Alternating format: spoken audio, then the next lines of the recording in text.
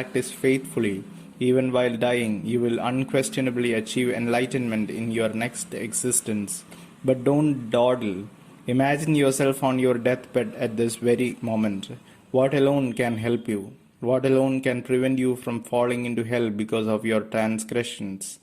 There is fortunately a broad path to liberation. From your very roots, ask this one question: what is my Buddha mind? If you would see the substance of all Buddhas in a trice, realize your own mind. Is what I say true or false? Ask yourself this instant, what is my own Buddha mind? Upon your enlightenment, the lotus will blossom in a roaring fire and endure throughout eternity. Man inherently is no different from the lotus. Why can't you grasp this? 3. To Lord Nakamura, Governor of Aki Province. You ask me how to practice Zen with reference to this phrase from a sutra. Mind having no fixed abode should flow forth. There is no express method for attaining enlightenment. If you but look into your self-nature directly, not allowing yourself to be deflected, the mind flower will come into bloom. Hence the sutra says, mind having no fixed abode should flow forth.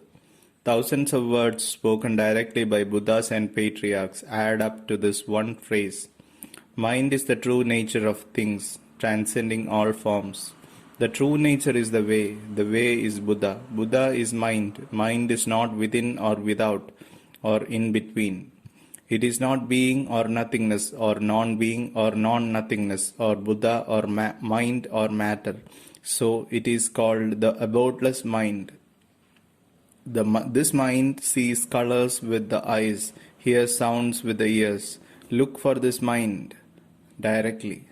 A Zen master, Rinzai, of old says, one's body composed of the 4 primal elements can't hear or understand this preaching. The spleen or stomach or liver or gallbladder can't hear or understand this preaching. Empty space can't understand it. Then what is hear and understand? Strive to perceive directly. If your mind remains attached to any form or feeling whatsoever, or is affected by logical reasoning or conceptual thinking, you are as far from true realization as heaven is from earth. How can you cut off at a stroke the sufferings of birth and death? As soon as you consider how to advance, you get lost in reasoning. But if you quit, you are adverse to the highest path. To be able neither to advance nor to quit is to be a breathing corpse. If in spite of this dilemma you empty your mind of all thoughts and push on with your zazen, you are bound to enlighten yourself and apprehend the phrase, mind having no fixed abode should flow forth. Instantly you will grasp the sense of all Zen dialogue as well as the profound and subtle meaning of the countless sutras. The layman Ho asked Baso, what is it that transcends everything in the universe? Baso answered, I will tell you after you have drunk up the waters of the West River in one gulp.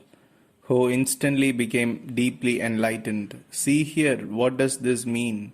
Does it explain the phrase, mind having no fixed abode should flow forth? Or does it point to the very one reading this? If you still don't comprehend, go back to questioning. What is hearing now? Find out this very moment. The problem of birth and death is momentous, and the world moves fast. Make the most of time, for it waits for no one. Your own mind is intrinsically Buddha. Buddhas are those who have realized this. Those who haven't are the so-called ordinary sentient beings. Sleeping and working, standing and sitting, ask yourself, what is my own mind? Looking into the source from which your thoughts arise, what is this subject that right now perceives, thinks, moves, works, goes forth or returns? To know it, you must intensely absorb yourself in the question. But even though you do not realize it in this life, beyond a doubt you will in the next because of your present efforts. In your zazen, think in terms of neither good nor evil. Don't try to stop thoughts from arising, only ask yourself, what is my own mind? Now, even when your questioning goes deeper and deeper, you will get no answer until finally you will reach a cul-de-sac. Your thinking totally checked. You won't find anything within that can be called I or mind. But who is it that understands all this? Continue to probe more deeply, yet, and the mind that perceives there is nothing will vanish. You will no longer be aware of questioning, but only of emptiness. When awareness of even emptiness disappears, you will realize there is no Buddha outside mind and no mind outside Buddha. Now, for the first time, you will discover that when you do not hear with your ears, you are truly hearing. And when you do not see with your eyes, you are really seeing Buddhas of the past, present, and future. But don't cling to any of this, just experience it for yourself. See here, what is your own mind? Everyone's original nature is not less than Buddha. But since men doubt this and search for Buddha and truth outside their mind, they fail to attain enlightenment, being helplessly driven within cycles of birth and death, entangled in karma, both good and bad. The source of all karma, bondage, is delusion, that is, the thoughts, feelings, and perceptions stemming from ignorance. Rid yourself of them and you are emancipated. Just as ash covering a charcoal fire is dispersed when the fire is fanned, so these delusions vanish once you realize your self-nature. During zazen, neither loathe nor be charmed by any of your thoughts. With your mind turned inward, look steadily into their source, and the delusive feelings and perceptions in which they are rooted will evaporate. This is not yet self-realization, however. Even though your mind becomes bright and empty like the sky, you have awareness of neither inner nor outer, and all the 10 quarters seem clear and luminous. To take this for realization is to mistake a mirage for reality. Now, even more intensely, search this mind of yours which hears. Your physical body, composed of the 4 basic elements, is like a phantom without reality, yet apart from this body, there is no mind. The empty space of 10 quarters can neither see nor hear. Still, something within you does hear and distinguish sounds. Who or what is it? When this question totally ignites you, distinctions of good and evil, awareness of being or emptiness vanish like a light extinguished on a dark night. Though you are no longer consciously aware of yourself, still you can hear and know you exist. Try as you will to discover the subject hearing, your efforts will fail and you will find yourself at an impasse. All at once your mind will burst into great enlightenment and you will feel as though you have risen from the dead, laughing loudly and clapping your hands in delight. Now for the first time you will know that mind itself is Buddha. Were someone to ask, what does one's Buddha mind look like? I would answer, in the trees fish play, in the deep sea birds are flying. What does this mean? If you don't understand it, look into your own mind and ask yourself, what is he, this master who sees and hears? Make the most of time. It waits for no one. 4. To a dying man. Your mind essence is not subject to birth or death. It is neither being nor nothingness, neither emptiness nor form and color, nor is it something that feels pain or joy. However much you try to know with your rational mind that which is now sick, you cannot. Yet if you think of nothing, wish for nothing, want to understand nothing, cling to nothing, and only ask yourself, what is the true substance of the mind of this one who is now suffering, ending your days like clouds fading in the sky, you will eventually be freed from your painful bondage to endless change. 5. To the layman Ippo, Homa Shoken. You are meeting him face to face, but who is he? Anything you will say will be wrong, and if you hold your tongue, you will be equally wrong. Who is he then? On top of a flagpole, a cow gives birth to a calf. If you come to self-realization at this point, you need do nothing further. If you cannot look inward, to behold your Buddha nature, everyone is perfectly endowed with this Buddha nature. Its substance is the same in ordinary human beings as in Buddhas, with not the slightest difference in degrees. But because man can't bring himself to believe this, he binds himself to delusion with the rope of unreality by saying, "The realization of my self-nature is beyond me. It is better that I recite sutras, bow down before Buddhas and enter the way gradually through the grace of all Buddhas." Most of those who hear this accept it as true. It is as though one blind man were leading many blind men in the wrong direction. These people do not really believe sutras and Buddhas. On the contrary, they set no store by them. For if they truly accepted them, they would know that merely reciting the sutras is no more than looking at them from the outside and speaking of Buddha, but another way of speaking of the essence of mind. A sutra says, mind, Buddha and sentient beings, these are not to be discriminated from one another. Accordingly, a man who does not believe in the reality of his own mind but says he believes in Buddha is like one who puts trust in a symbol while spurning the real thing. How then can he realize this mind? One who wants only to recite sutras is like a hungry man who refuses food offered in the belief that he can allay his hunger by merely looking at a menu. Each sutra is but a catalogue of the mind nature. One of the sutras says, "The teachings of the sutras are like a finger pointing to the moon." Can the Buddha have intended that you acknowledge the finger and not perceive the moon? Everybody contains within himself the substance of the sutras. If you catch even a glimpse of your self-nature, it is the same as reading and understanding all the sutras simultaneously, none excepted, without so much as holding one in your hand and reading a word.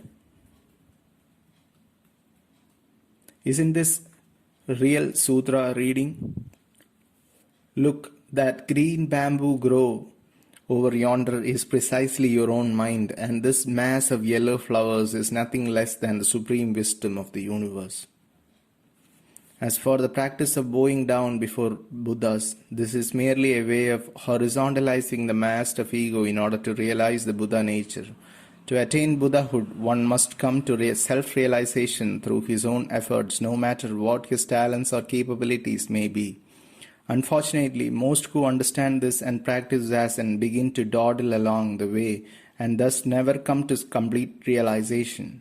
Then there are those who take the state of no thoughts and no awareness, where all reflection and discrimination stop for a time, to be true realization. Others think it sufficient Zen practice to remember every single koan. Still others insist that the true way of the Zen devotee is not to violate the precepts, or else to dwell in forests to escape from the problem of good and evil in the world, while still others maintain that the right way is to avow that there is no truth to be realized, or that there is no other truth to grasp than that of drinking tea when tea is offered, or eating when food is served, or of shouting katsu when asked about Buddhism, or of leaving suddenly with a flourish of the kimono sleeve, pretending to repudiate everything while calling anyone who practices Zazen seriously and seeks out accomplished Zen masters a bore. If such individuals can be called truth seekers, then a child of 3 can be said to understand Zen. Again, there are those who think that when one's mental functions have ceased, leaving one like a decayed tree or cold stone, one has attained no mindedness, while still others maintain that in the practice of Zen, a decisive point has been reached when one feels a deep void with awareness of neither inner nor outer, the entire body having become shining, transparent and clear like a blue sky on a bright day. This last appears when the true nature begins to manifest itself, but it cannot be called genuine self-realization. Zen masters of old would call it the deep pit of pseudo-emancipation. Those who reach this stage believing they have no more problems in the study and practice of Buddhism behave haughtily through lack of wisdom, engage eagerly in debates on religion, taking delight in cornering their opponents by becoming angry when cornered themselves, appear perpetually discontented while no longer believing in the law of causation, go about telling jokes in a loud, jabbering voice, deliberately disturb and ridicule those who study and strive earnestly, calling them clods whose practice is not Zen. This is as though a lunatic were to laugh at a sane person. The conceit of these idiots knows no bounds, and they fall into hell as quick as an arrow. The first patriarch, Bodhidharma, said, "One who thinks only that everything is void but is ignorant of the law of causation falls into everlasting, pitch-black hell." These would-be teachers sometimes sound like Zen masters, but they are unable to free themselves from the delusive feelings and perceptions. Most beginners mistake the barest manifestation of truth for self-realization. An ancient Zen master, Rinzai, said, "The body of the true nature and the ground of the true nature, these I know for certain are shadows, that is, concepts. You must find the subject that casts the shadows. It is the very source of all Buddhas." Certainly, certain people say, in the practice and study of Zen, we acquire various ideas about it, and such notions, we are told, are a kind of mind illness. For this reason, self-realization through Zen is difficult. But what if we don't realize our self-nature or understand the truth through reading the sutras? Need we fear retribution if we don't sin? What if we never attain Buddhahood? As long as we don't tread the three evil paths, why need we strive for Buddhahood? Answer: the source of all sin is delusion. Without self-realization, it can't be destroyed. In the bodies of human beings are 6 sense roots, in each of which lurks a seducer. These 6 seducers each carry 3 kinds of poison: greed, anger, and folly. There are no human beings free from these 3 poisons. They are the causes of which the 3 evil paths are the effects. Necessarily, the effects flow from the causes. One who says, "I am free of sin," is ignorant of this law. Even one who commits no sin in this life has these 3 poisons a priori. What then of those who add new transgressions? Question: If all human beings are heir to these 3 poisons, is it correct to say that even Buddhas, patriarchs, and holy sages cannot avoid treading the 3 evil paths? Answer: when one realizes his self-nature, the 3 poisons are transmuted in such a way that greedy actions turn into observance of the precepts, anger into mind stability, and folly into wisdom. Buddhas, patriarchs, and holy sages are all enlightened, so how could they possibly sin, that is, act with greed, anger, or folly? Question: granting that through enlightenment the 3 poisons are transmuted in such a way that greedy actions turn into observance of the precepts, anger into mind stability, and folly into wisdom, how can one rid the mind of the malady of delusion?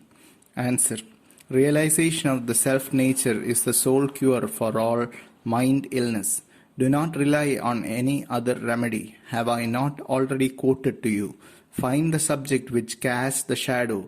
It is the very source of all Buddhas. Your Buddha nature is like the jewel sword of the Vajra king. Whoever touches it is killed. Or it is like a massive raging fire. Everything within reach loses its life. Once you realize your true nature, all evil bent of mind arising from karma, extending over innumerable years past, is instantly annihilated like snow put into a roaring furnace. No thought of Buddha or truth remains. How then can any mind illness persist? Why can't the karmically begotten delusions and the manifold discriminative thoughts and notions of the unenlightened mind be quelled? Simply because true realization has not taken place. You can no more stop yourself from being driven within the six realms of ceaseless change without first realizing your self-nature than you can stop water from boiling without quenching the fire beneath it. Fortunately, you believe there is a truth specially transmitted outside the scriptures and scholastic teachings. Then why bother about the meaning of these scriptures? Renounce forthwith all such reflections and see the Master directly. What is the Master who at this very moment is seeing and hearing? If you reply, as most do, that it is mind or nature or Buddha or one's face before birth or one's original home or koan or being or nothingness or emptiness or form and color, or the known or the unknown or truth or delusion, or say something or remain silent or regard it as enlightenment or ignorance, you fall into error at once. What is more, if you are so foolhardy as to doubt the reality of this Master, you bind yourself though you use no rope. However much you try to know it through logical reasoning or to name or call it, you are doomed to failure. And even though all of you becomes one mass of questioning as you turn inward and intently search the very core of your being, you will find nothing that can be termed mind or essence. Yet should someone call your name, something from within will hear and respond. Find out this instant who it is. If you push forward with your last ounce of strength at the very point where the path of your thinking has been blocked and then completely stymied, leap with hands high in the air into the tremendous abyss of fire confronting you, into the ever-burning flame of your own primordial nature. All ego consciousness, all delusive feelings and thoughts and perceptions will perish with your ego root, and the true source of your self-nature will appear. You will feel resurrected, all sickness having completely vanished, and will experience genuine peace and joy. You will be entirely free. For the first time, you will realize that walking on water is like walking on ground, and walking on ground like walking on water. That all day long there is speaking, yet no word is ever spoken. That throughout the day there is walking, yet no step is ever taken. That while the clouds are rising over the southern mountains, their rain is falling over the northern range. That when the lecture gong is struck in China, the lecture begins in Korea. That sitting alone in a 10-foot square room, you meet all the Buddhas of the 10 quarters. That without seeing a word, you read the more than 7,000 volumes of the sutras. That though you acquire all the merits and virtues of good actions, yet in fact there are none. Do you want to know what this mind is? The layman Ho asked Baso, "What is it that transcends all things in the universe?" Baso answered, "I will tell you after you have swallowed all the water of the West River in one gulp." Upon hearing this, Ho became deeply enlightened. "Now how do you swallow all the water of the West River in one gulp? If you grasp the spirit of this, you will be able to go through 10,000 koans at one time and perceive that walking on water is like walking on ground, and walking on ground like walking on water. If you imagine I am describing something supernatural, you will one day have to swallow a red-hot iron ball before Yamaraja. But if it is not supernatural, what is it? Face up to this." 6. To a monk in Shobo Hermitage at his urgent request. In my boyhood, this question perplexed me. Aside from this physical body, what replies, I am so and so, when asked, who are you? This perplexity having once arisen, it became deeper year by year, resulting in my desire to become a monk. Then I made this solemn vow. Now that I have determined to be a monk, I cannot search for truth for my own sake. Even after winning the supreme truth, I will defer full Buddhahood until I have saved every sentient being. Furthermore, until this perplexity has been dissolved, I will not study Buddhism or learn the rituals and practices of a monk. So long as I live in the human world, I will stay nowhere except with great Zen masters and in the mountains. After I entered a monastery, my perplexity increased. At the same time, a strong resolve arose from the bottom of my heart, and I thought Shakyamuni Buddha has passed already and Miroku, the future Buddha, has not yet appeared. During this period, when authentic Buddhism has declined to the point where it is about to expire, may my desire for self-realization be strong enough to save all sentient beings in this Buddhaless world. Even should I suffer the pangs of everlasting hell as a result of the sin of attachment to saving, so long as I can shoulder the sufferings of sentient beings, I will never become discouraged or forsake this eternal woe. Furthermore, in practicing Zen, I will not idle away my time thinking of life and death or waste even a minute in trifling good works, nor will I blind others to the truth by trying to minister to them so long as my own spiritual strength is insufficient to lead them to self-realization. These resolutions became part and parcel of my thinking, bothering me to some extent in my zazen. But I could not do otherwise. I constantly prayed to Buddhas for strength to carry out these resolutions, which I made the standard of my conduct in both favorable and unfavorable circumstances, under the watchful but friendly eyes of heavenly beings. Thus it has been up to the present. It is really pointless to tell you about these delusive states of mind, but as you make bold to ask, I write here on my aspirations as a novice.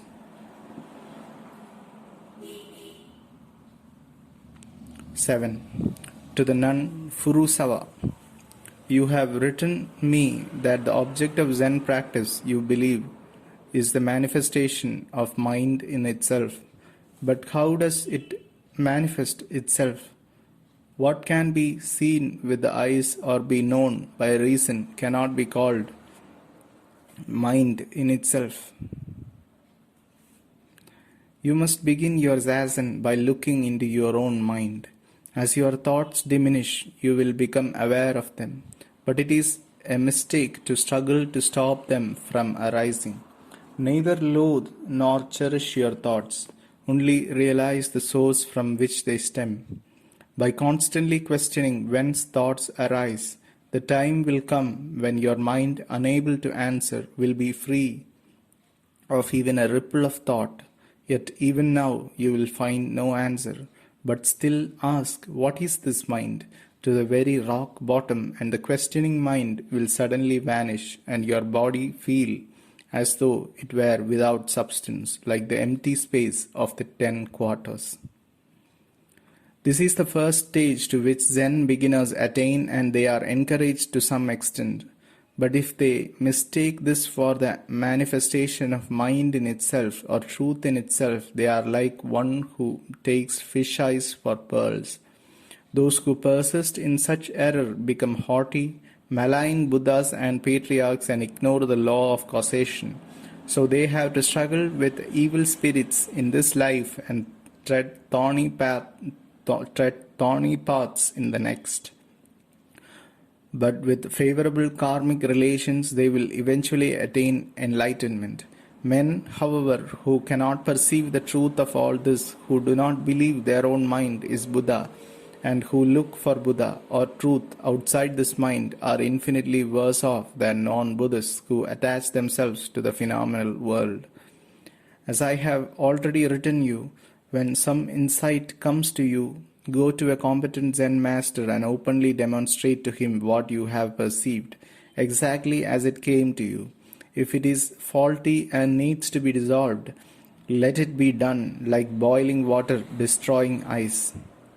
At last, like a bright moon shining in an empty sky, through clouds that have broken open, your face before your parents' birth will be revealed, and for the first time you will understand what is meant by the saw dances the Sendai. Now Sendai is the name of a dance. Just consider a saw dances the Sendai. What does this mean? Tackle it resolutely, but without reasoning, for it has no meaning in the usual sense. You will be able to comprehend it only upon self-realization. You next mentioned that you are going to fast. Fasting is a non-Buddhist practice. Don't ever do it. Renunciation of your wrong views which discriminate gain from loss, good from bad. This is true fasting. Relinquishment of delusion in the wholehearted practice of Zen. This is self-purification. To desire abnormal experiences is as misguided as wanting to appear different from ordinary people. You have but to keep your mind steadfast yet flexible, concerning yourself with neither good nor evil in others and not obstructing them. If you remind yourself that this world is but a dream in which there is no grief to avoid and no joy to look for, your mind will become visibly serene. Not only this, but your illness will disappear as your delusive feelings and perceptions fall away. You must even discard whatever you realize through enlightenment. What is more, you must not attach yourself to or be repelled by visions of any kind, for they are all illusional. Don't involve yourself in such fantasies, but only inquire, what is the Master who sees all this? I have fully answered the questions you have raised. Should you not realize your true self in this lifetime, even though you practice Zen exactly as I now advise you, you will unquestionably meet a perfectly enlightened Zen master in your next life and attain self-realization 1,000 times over through one sound of truth. I dislike writing you in such detail, but since you have written me from a sick bed to which you have long been confined, this is the only way I can answer, so you will readily understand.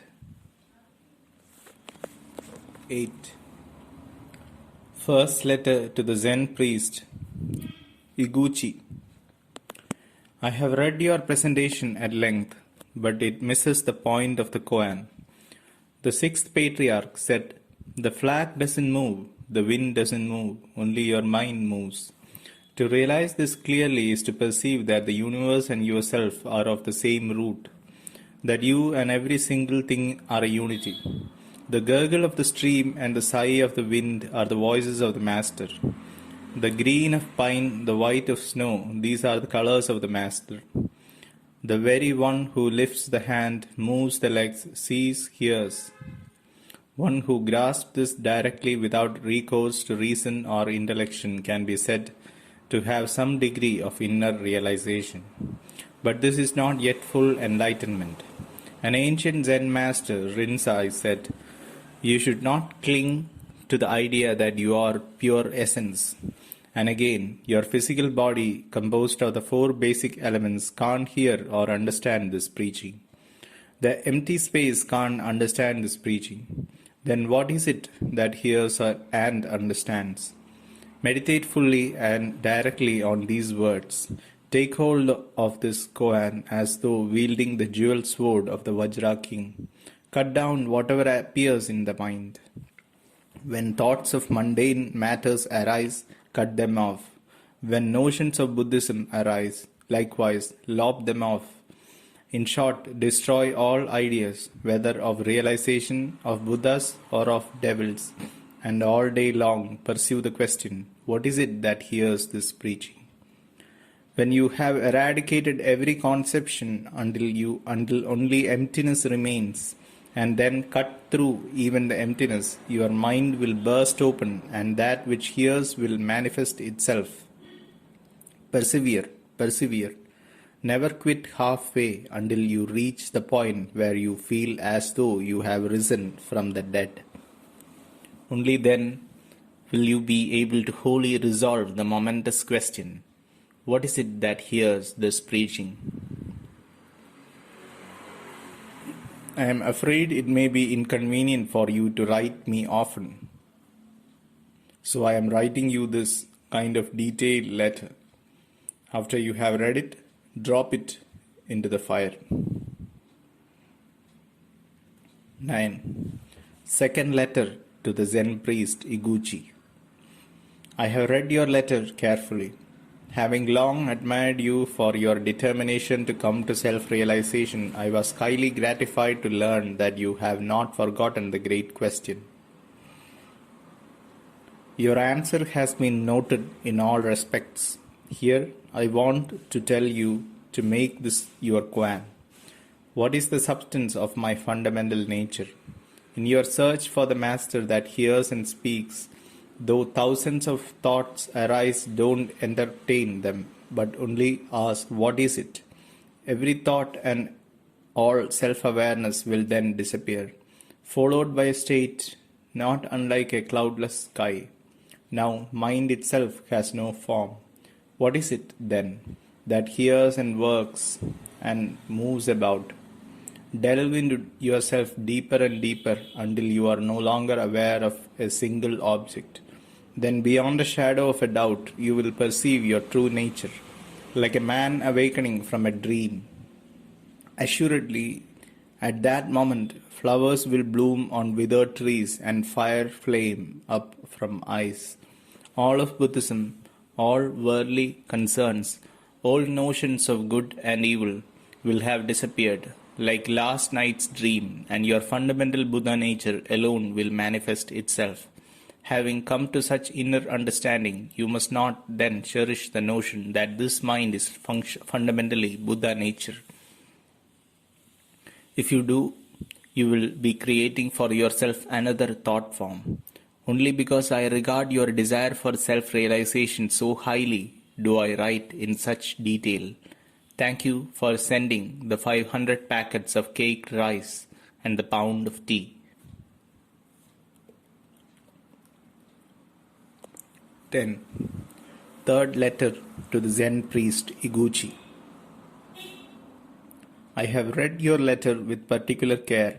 I am much pleased to hear about your Zen practice, but if I answer you at any length, you are bound to make your own interpretations of what I write, and that will become somewhat of a hindrance to your self-realization.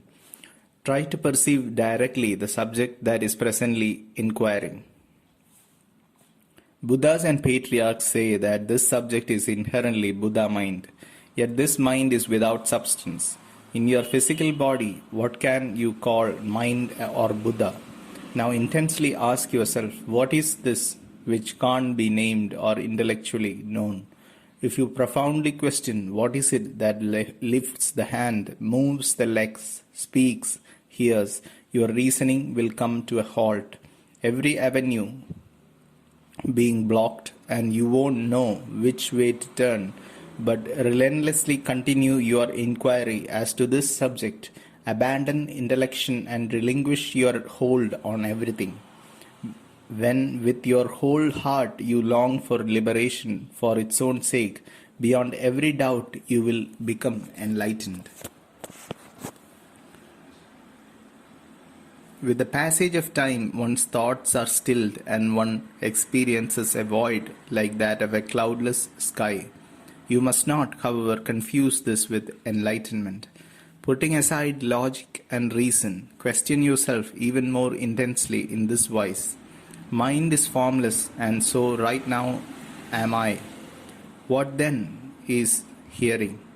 Only after your search has permeated every pore and fiber of your being will the empty space suddenly break asunder and your face before your parents were born appear.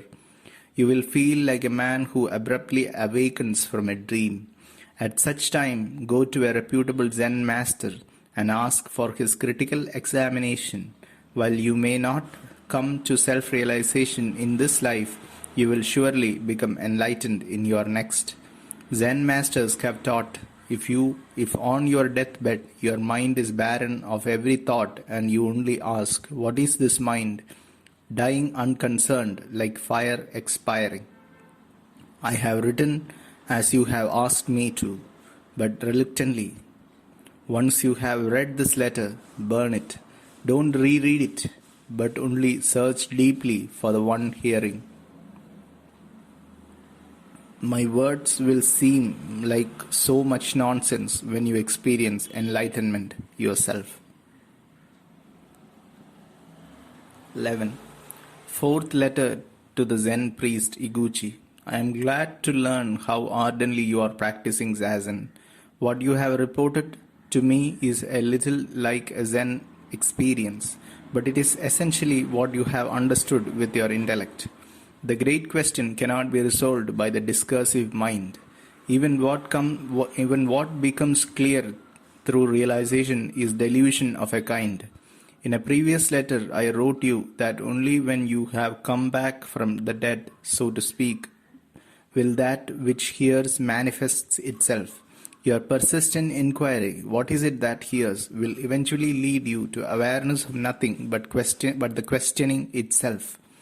You must not, however, be misled into thinking this is the subject which hears. You say that in working on this koan, you feel as though you have taken hold of a sword and cut away every idea in your mind, including the impression of emptiness, and that questioning alone remains. But what is doing all this? Delve to your inmost being and you will discover it is precisely that which hears. Even though you experience your self-nature again and again and understand Buddhism well enough to discourse upon it, your delusive thoughts will survive inevitably, precipitating you into the three evil paths in your next life, unless their root is severed through perfect enlightenment. If, on the other hand, still unsatisfied, you persevere in your self-inquiry even to your deathbed, you will unquestionably come to full enlightenment in your next existence.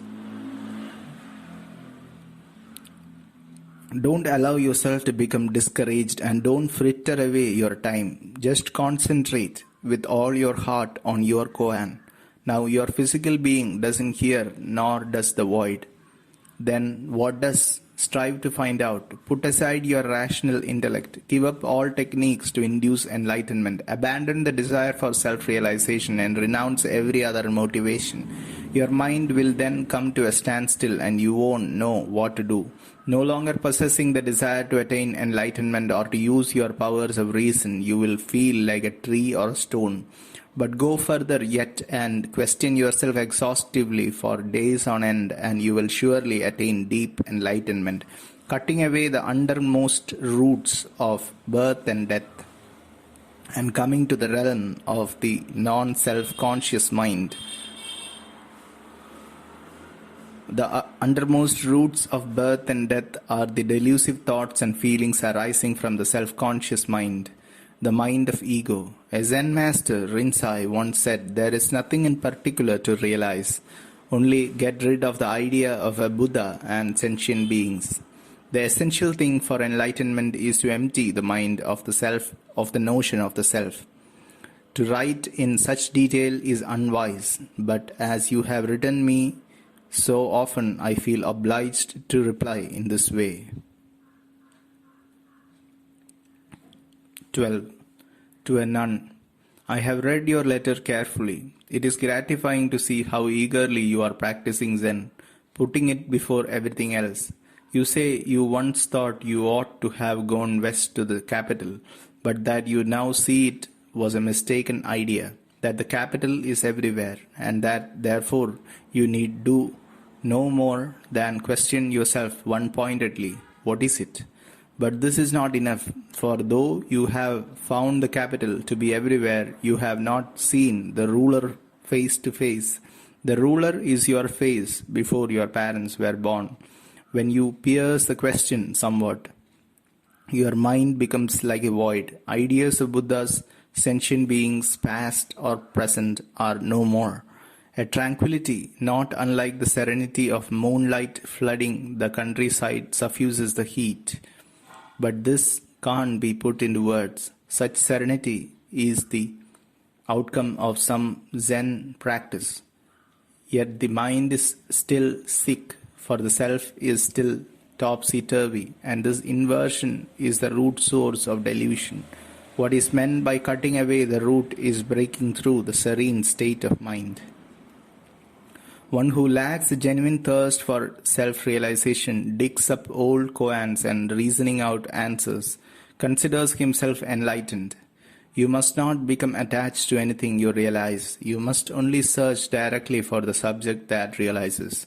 Thus, like something burnt to a crisp or slashed to bits, your preconceived notions will all be annihilated. You will perceive the master only after you have probed. What is it? With your last ounce of strength, and every thought of good and evil has vanished. Not until then will you feel like one who has actually been resurrected. Tokusan said, even though you can say something about it, I will give you 30 blows of the stick. Can you avoid the stick? If you can, you understand the import of the east mountain strides over the water. I am afraid I have written too much, but I have done so because I admire your determination to become enlightened. These ideas are not mine, but what I have learned from the teachings of the ancient Zen masters. Part 2. Enlightenment.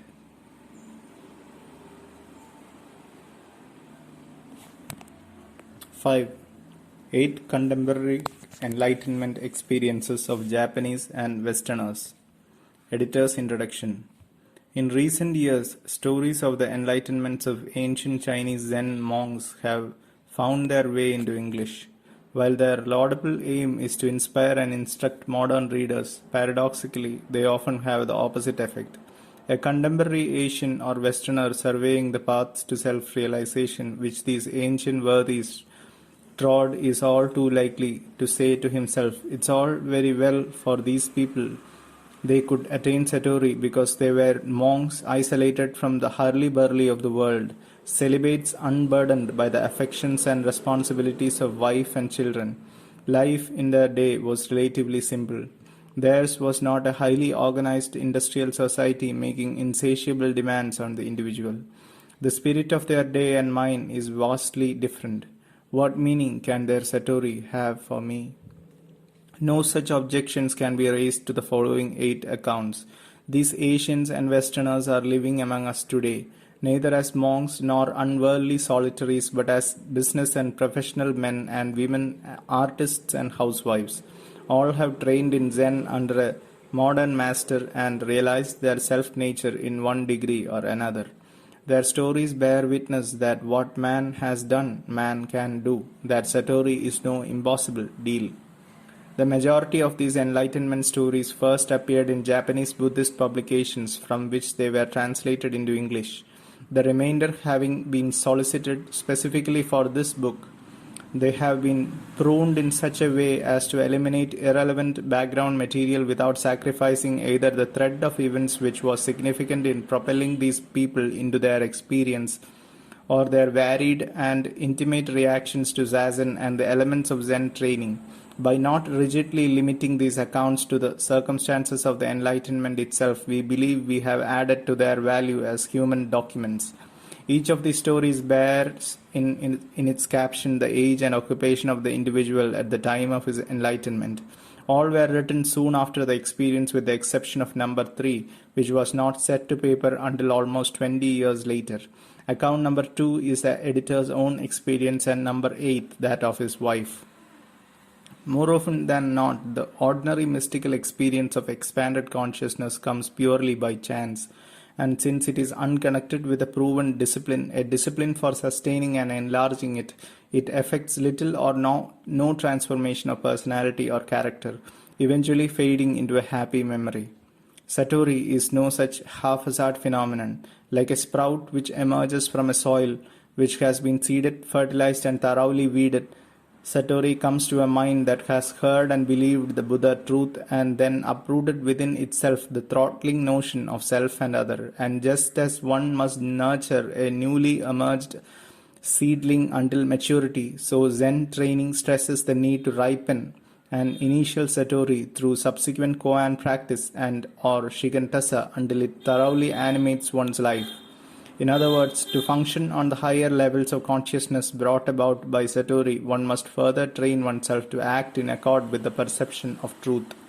This special relationship between Satori and post-Satori Zazen is brought out in a little parable in one of the sutras. In this anecdote, Satori is compared to a youth who, after years of destitute wandering in a distant land, suddenly discovers that his wealthy father had many years earlier bequeathed him his fortune. To actually take possession of this treasure, which is rightly his, and become capable of handling it wisely, is equated with post-Satori Zazen, that is, with broadening and deepening the initial enlightenment. The perceptive reader will observe that these enlightenment experiences vary in their clarity and depth, that some individuals in Zen parlance have actually taken hold of the ox, while others have barely seen his tracks. Although examples can be found of profound enlightenment having been attained after only a few years' exertion and of shallow Satori having resulted from a lengthy effort at Zazen, in the majority of cases, the more extensive the Zazen prior to Satori, the more wholehearted and pure, the broader and firmer the enlightenment which follows. What manner of people were these who, like the carp in the Chinese fable that leapt up the waterfall in a mighty thrust to become a dragon, could rise to a higher level of consciousness, to a wholly new awareness of the indivisibility of all life and the basic emptiness of all things? Certainly, none was gifted with extraordinary intellect, nor were any endowed with supranormal powers. Suffering they had each known, but it was no more than what is experienced in the lifetime of an average individual. If they were exceptional in any way, it was simply in their courage to go they knew not where by a road they knew not of. Go they knew not where by a road they knew not of, prompted by a faith in their real self.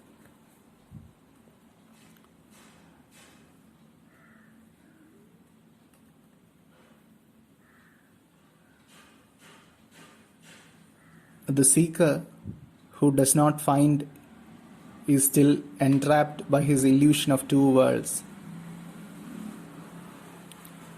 One of perfection that lies beyond, one of peace without struggle, of unending joy, the other the everyday meaningless world of pain and evil, which is scarcely worth relating himself to. Secretly he longs for the former even as he openly despises the latter. Yet he hesitates to plunge into the teeming void, into the abyss of his own primal nature, because in his deepest unconscious he fears abandoning his familiar world of duality for the unknown world of oneness, the reality of which he still doubts. The finders, on the other hand, are restrained by neither fears nor doubts. Casting both aside, they leap because they can't do otherwise. They simply must and no longer know why, and so they triumph.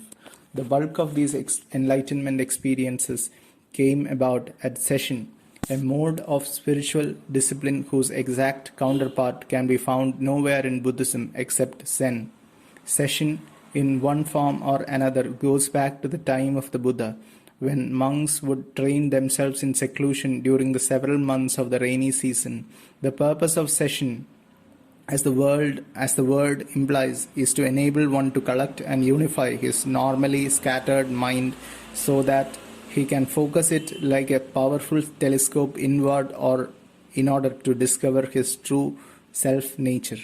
During session, the basic teaching devices and methods of Zen, that is Zazen, Teisho, the formal lecture, and Dokusan, private instruction, are coordinated into a meaningful whole during 7 days of seclusion.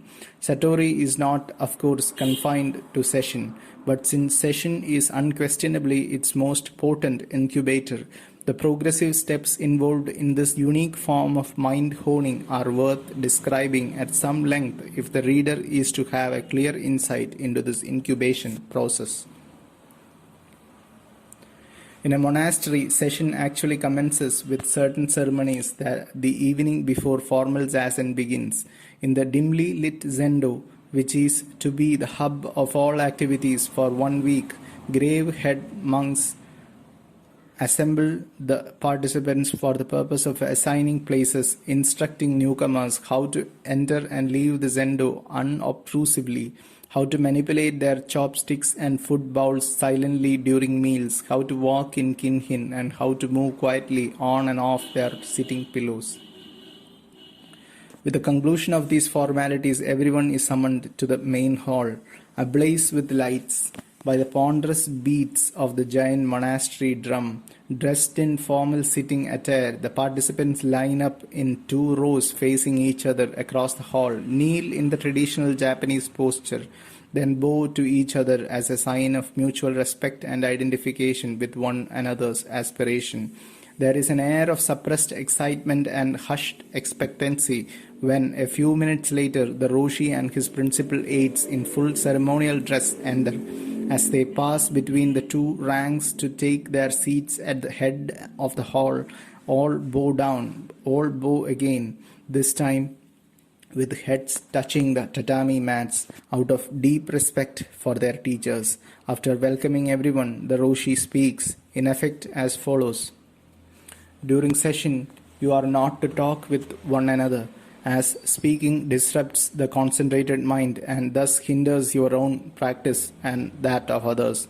Each of you must devote himself single-mindedly to his own zazen, to the exclusion of everything else, including a concern with his neighbor's problems. If you have pressing questions, speak to the head monks out of earshot of the others.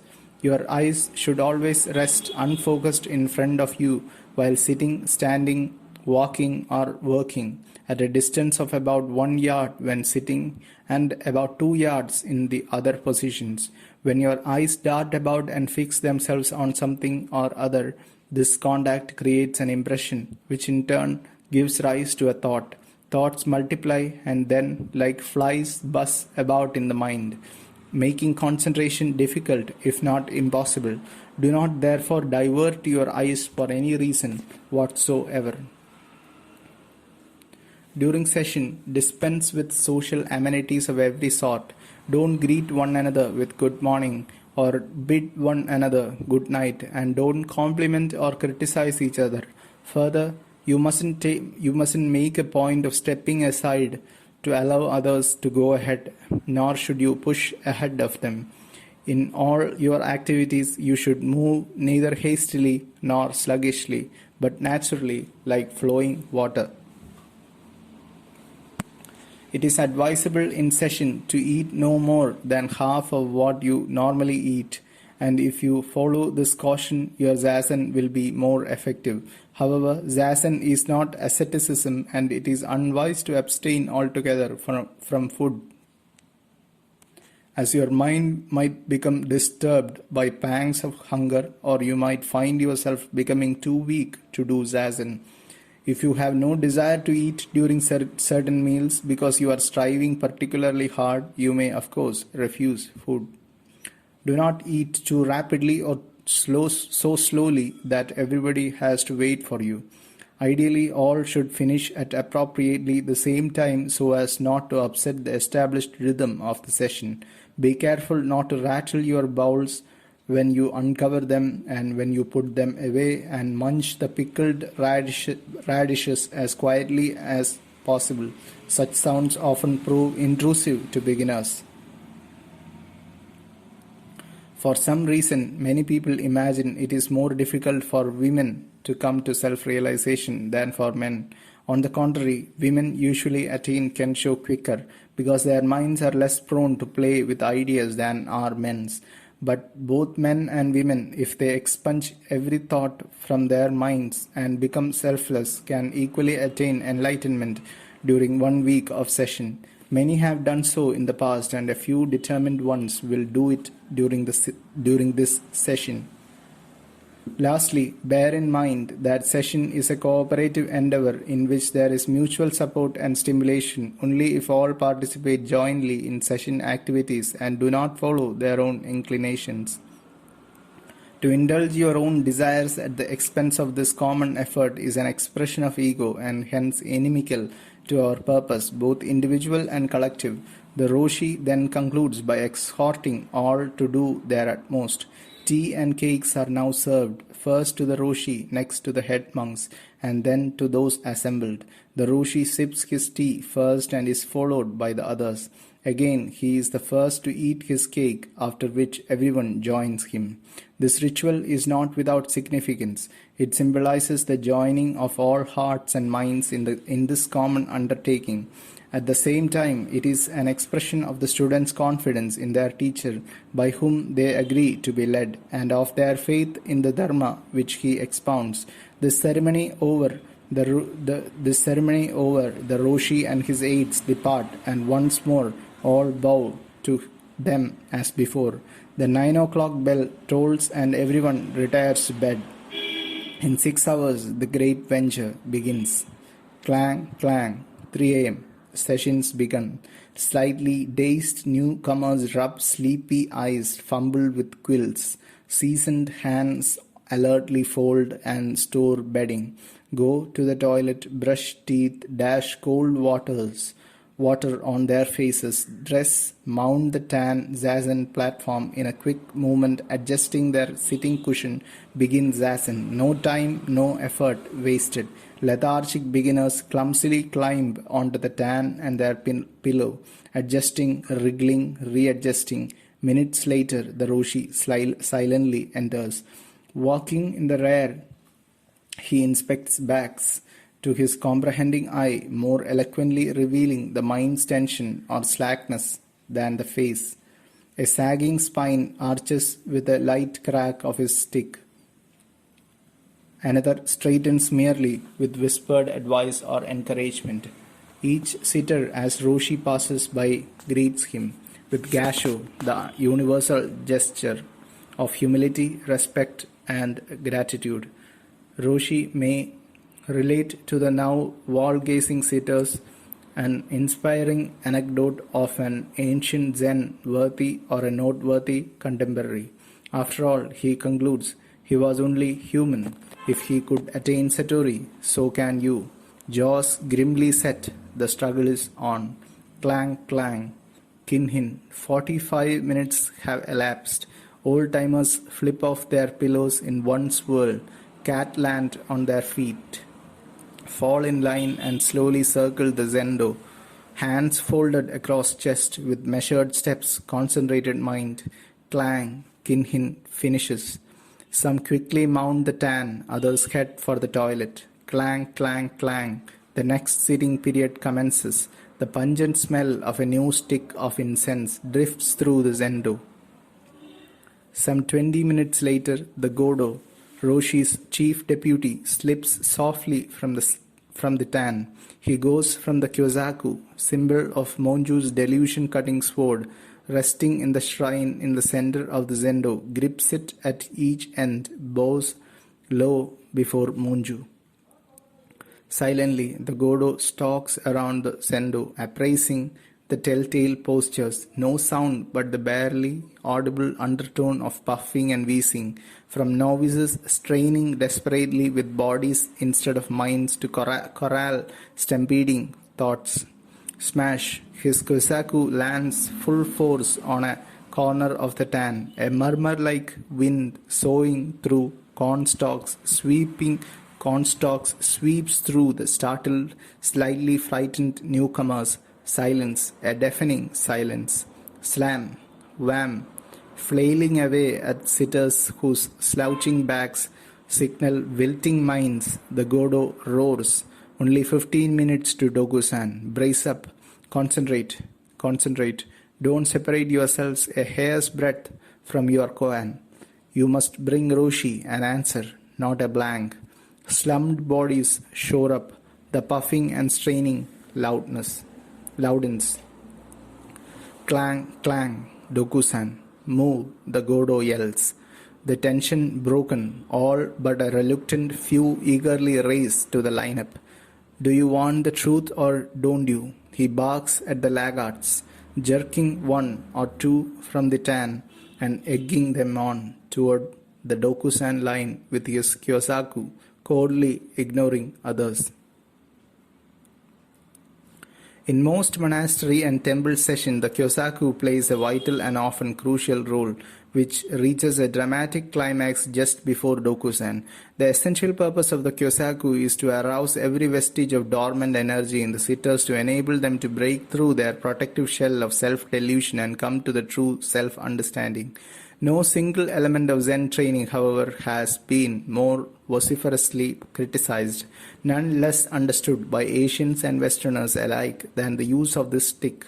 Condemned as a sadistic expression of Japanese culture and as a flagrant perversion of Buddhism, it is in fact neither. Along with Zen itself, the Kyosaku is an import from China. It is probably a hardier descendant of a small rod used even in the Buddha's day to awaken dozing monks and constructed so as to whistle when shaken beside the ear. In China, at some point, the Zen masters evidently felt their disciples needed to be stimulated with something more than pleasant sounds or an occasional slap of the hand or blow of the fist. And in response to this need, the forefather of the Kyosaku was born. Kyosaku are made in varying sizes, shapes and weights. Those constructed of hard wood being used in the winter when monks and laymen are heavily clad, those of soft wood in the summer when they are wearing light clothing. The end of the Kyosaku that comes in contact with the body is flattened like a paddle to a width of perhaps 3 inches, while the handle end is rounded to permit a firm grip. In some monasteries and temples, it measures as much as 4.5 feet in length, in others no more than 2.5. The Kyosaku may be applied to rouse a sleepy sitter, to enliven a weary one, or to spur on a striving one, but it is never used as chastisement or out of personal pique. This is clear from the fact that the one struck raises his hands in Yashu to show his gratitude to the Godo, who in turn acknowledges this gesture with a bow in a spirit of mutual respect and understanding. In the monastery, the heaviest blows of the Kyosaku are mostly reserved for the earnest and the courageous and not wasted on the slackers or the timid. The adage that a poor horse can't be made to run fast no matter how hard or how often he is whipped is well understood in the Zendo. In Soto monasteries and temples, sitters face the wall and not each other as they do in the Rinzai sect. So the Godo applies the Kyosaku from the rear at his own discretion and occasionally without any warning. In the hands of a sensitive, enlightened Godo, able to strike when the iron is hot, or for the matter, to make the iron hot by striking, the Kyosaku is unequaled for raising one's concentrative efforts to its greatest intensity. Furthermore, just as a whip sensitively used on a racing horse can drive him to even greater speed without harm, so the Kyosaku, intelligently applied to the back of a striving sitter, can without paining him elicit that superhuman burst of energy which leads to the dynamic one-pointedness of mind indispensable for Satori. Even at less critical moments, particularly in mid-afternoon or evening, when a slumping, exhausted body has slackened the mind's tautness opening the way to invading hordes of ideas. A well-timed blow across the shoulders will knock them all from the head, simultaneously releasing unsuspected stores of energy. It cannot be emphasized too strongly that administering the kyosaku is not a matter of simply striking one with a stick. In this act, compassion, force, and wisdom are joined. In a first-rate monastery or temple, the Godo is invariably a man of strong spirit, yet with a compassionate heart. Indeed, if his kyosaku is to be a spur and not a thorn, he must be identified with the deepest spiritual aspiration of the sitters. Well has it been said that love without force is weakness, force without love, brutality. There is no denying, however, that for the rank and file of Westerners unable to disabuse themselves of the notion that beatings with a stick under any circumstances are an affront to their dignity, the kyosaku will always remain a menace rather than a welcoming goad. Dokusan is followed by sutra chanting, announced by the sharp crack of the wooden clappers. At this signal, all file outdoors along an open canopied passageway to be greeted by the first cold breath of dawn, and thence proceed to the main hall. There laymen take their place on one side, monks on the other. Dokusan and 2 hours of zazen have brought the mind to a clarity and one-pointedness where every posture and movement of the body during prostrations and the chanting take on fresh meaning and significance. The rhythmic beat of the mokugyo, the deep ring of the bronze drum, the flickering candles on the Butsudan, Buddhist altar, and the fresh scent of incense all play their part in further whetting the mind. After chanting comes the first meal at 5:30, consisting of rice gruel, a side dish of vegetables, and pickled radishes. The simple fare is for the nourishment of the body, to give it strength to pursue the Buddha's way, and not for enjoyment. But one does not eat immediately. First, with the ting-a-ling of the head monk's handbell, the mealtime recitation commences with an expression of faith in the 3 treasures as one. That is, Birushana, the law of cause and effect, and Buddhas of all worlds. The chanting then ceases temporarily, while each person removes the cloth around the 4 nested lacquer bowls and chopsticks which are supplied him for the session, and sets them out in front of him. Ting-a-ling. The chanting resumes with an avowal of faith in the person and life of the Buddha, in the Dharma, and in the great exemplars of the Buddha's teaching, namely the Bodhisattvas Bonju, Fugen, and Canon, in addition to the patriarchs. Now the rice gruel is ladled out from a large wooden tub and the vegetables served. Before anything is touched, however, there is another round of chanting in which each recalls that the food about to be eaten comes of the labors of many people and that each is entitled to receive it only if his aspiration is pure and his effort sincere. If taken, it is to be received with gratitude, not greedily and without preference or aversion. Now only one more ritual remains before the meal is actually eaten. Each takes from his rice bowl some half-dozen grains of rice and places them in a special receptacle, which is passed to all for this purpose. This symbolic offering is for the hungry, unseen spirits of this and other worlds who, through their greed, have condemned themselves to miserable existences. The meal, when finally eaten, is consumed in silence so that concentration, whether on a koan, counting the breath, or on the eating itself, may continue uninterrupted. Three times in all, monk waiters come with the large tub of gruel. Those waiting more proffer their rice bowls, waiting with hands in gasho while being served. Wordlessly they rub their hands together to signal enough. If no further servings are desired, each simply nods his head and bows from the waist, hands folded across the chest. When the waiters come by, not all heed the Roshi's injunction to eat sparingly. Monks who are obviously more intent on filling their bellies than emptying their minds take even a third bowl of rice. Food, once touched with the chopsticks, must be eaten and not discarded. Not a scrap is to be wasted.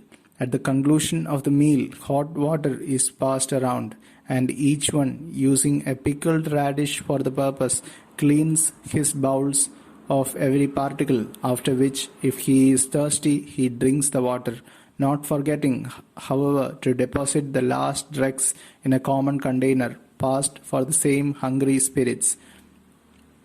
The meal finishes with a chant, the substance of which is an expression of thanks for the nourishment just received and a pledge to use this strength for the spiritual welfare of all beings. Not alone food, but every object is to be used with due regard for its proper function and not wasted or needlessly destroyed. This is one of the inviolable rules of the Zen monastery, and care must be taken especially during session not to transgress it. The reasons are more spiritual than economic. To squander is to destroy. To treat things with reverence and gratitude according to their nature and purpose is to affirm their value and life, a life in which we are all equally rooted. Wastefulness is a measure of our egocentricity and hence of our alienation from things, from their Buddha nature, from their essential unity with us. Further, it is an act of indifference to the absolute worth of the wasted object, however humble. Thus, breaking a glass heedlessly at any time, leaving a light burning when it is no longer needed, using more water than is required for a particular task, permitting a book to remain overturned after it has been read. These are all wanton acts in the deepest religious sense and therefore harmful to our spiritual progress. For this reason, they are roundly condemned. Following the morning meal, most monasteries and temples schedule samu, physical work, which during session takes the form of sweeping, dusting, scrubbing the floors and toilets, plus sweeping the walks, raking leaves and weeding the gardens. Since the time when Hyakujo first instituted it, more than 1,000 years ago, manual labor has been an essential ingredient of Zen discipline. It is recorded of Hyakujo that one day his monks, feeling he had grown too feeble to work, hid his gardening tools. When they refused to heed his entreaties to return them, he stopped eating, saying, "No work, no eating." The same spirit was expressed in modern times by Gembo Yamamoto Roshi, former abbot of Rutaku-ji, who died in June of 1961 at the age of 96. Almost blind and no longer able to teach or work about the monastery, he decided it was time to die, so he stopped eating. When asked by his monks why he refused his food, he replied that he had outlived his usefulness and was only a bother to everybody. They told him, "If you die now, January, when it is so cold, everybody will be uncomfortable at your funeral and you will be an even greater nuisance, so please eat." He thereupon resumed eating, but when it became warm, he again stopped, and not long after quietly toppled over and died. What is the significance of such work in terms of Zen training? First, it points up that Zazen is not merely a matter of acquiring the ability to concentrate and focus the mind during sitting, but that in the widest sense, Zazen involves the mobilization and dynamic utilization of Joriki, the power generated by Zazen, in our every act. Samu, as a mobile type of Zen, also provides the opportunity to quieten, deepen, and bring the mind to one-pointedness through activity, as well as to invigorate the body and thereby energize the mind. The object here, as in every other type of zazen, is the cultivation first of mindfulness and eventually mindlessness. These are simply different degrees of absorption. Mindfulness is a state wherein one is totally aware in any situation and so always able to respond appropriately. Yet one is aware that he is aware. Mindlessness, on the other hand, or no mindness, as it has been called, is a condition of such complete absorption that there is no vestige of self-awareness. Any action arising from these states of mind can be neither rushed nor desultory, neither strained nor lax, can have no false movements nor waste any energy. All labor entered into with such a mind is valued for itself apart from what it may lead to. This is the meritless or purposeless work of Zen. By undertaking each task in this spirit, eventually we are enabled to grasp the truth that every act is an expression of the Buddha mind. Once this is directly and unmistakably experienced, no labor can be beneath one's dignity. On the contrary, all work, no matter how menial, is ennobling because it is seen as the expression of the immaculate Buddha nature. This is true enlightenment, and enlightenment in Zen is never for oneself alone, but for the sake of all. This ideal is stressed throughout session, 4 times a day. In fact, at the close of the Teisho lecture, at the end of sutra chanting in the morning and in the afternoon, and the last thing in the evening, the 4 vows are recited 3 times in unison. Sentient beings are countless. I vow to save them all. Tormenting passions are innumerable. I vow to uproot them all. The gates of the Dharma are manifold. I vow to pass through them all. The Buddha's way is peerless. I vow to realize it. Samu finished. There follows a Teisho of about an hour's length, an example of which is to be found in section 2. Then, around 11, comes the main meal of the day, usually white rice mixed with barley and supplemented by fresh vegetables and soybean paste soup. After lunch, all but the most ardent who continue to sit in the zendo relax for an hour, as provided by the session schedule, not forgetting, however, to absorb themselves in their koan and or other exercise. With the exception of the Teisho and Samu, the afternoon and evening are a repetition of the morning timetable. Some monasteries and temples allow a hot bath in the afternoon or evening, and for beginners with aching legs and strained bodies, this relief is inexpressibly welcome. At 4 in the afternoon, a light repast, mainly made up of leftovers from the midday meal, is served. Unlike the first 2 meals, which are preceded by and end with chanting, this medicine is consumed in complete silence.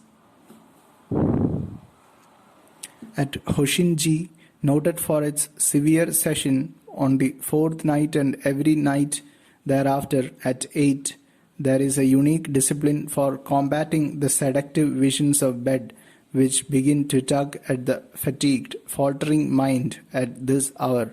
With the clang of the large zendo bell, there is a sudden outburst of mooing by all who are striving with this koan.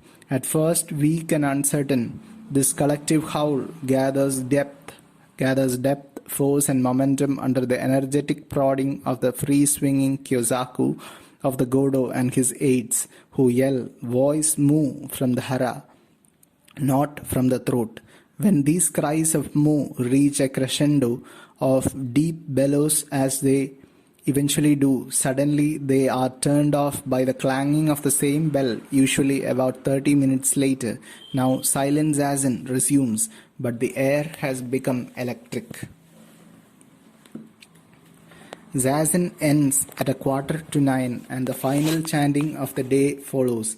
A short sutra and the 4 vows, now recited with lusty enthusiasm. with bodies and minds aroused and bursting with energy. Sleep is out of the question, and practically everyone files out of the zendo into the cool night air with his sitting pillow under his arm. Instead of wearily shuffling off to bed as on previous nights, each buoyantly strides off to a solitary spot, often the monastery cemetery, there to continue his zazen far into the night. Particularly on the last night of a session, with the shouting and clouting fiercest, none but the obviously ill or palpably timid would dare to retire to bed at 9, when virtually the entire zendo has taken up quarters for the night in the cemetery and nearby hills, rending the still air with desperate cries of moo, and during the severest yearly session, the Rohatsu in December, which commemorates the Buddha's enlightenment, Yasa, zazen after 9 p.m., is the rule each night.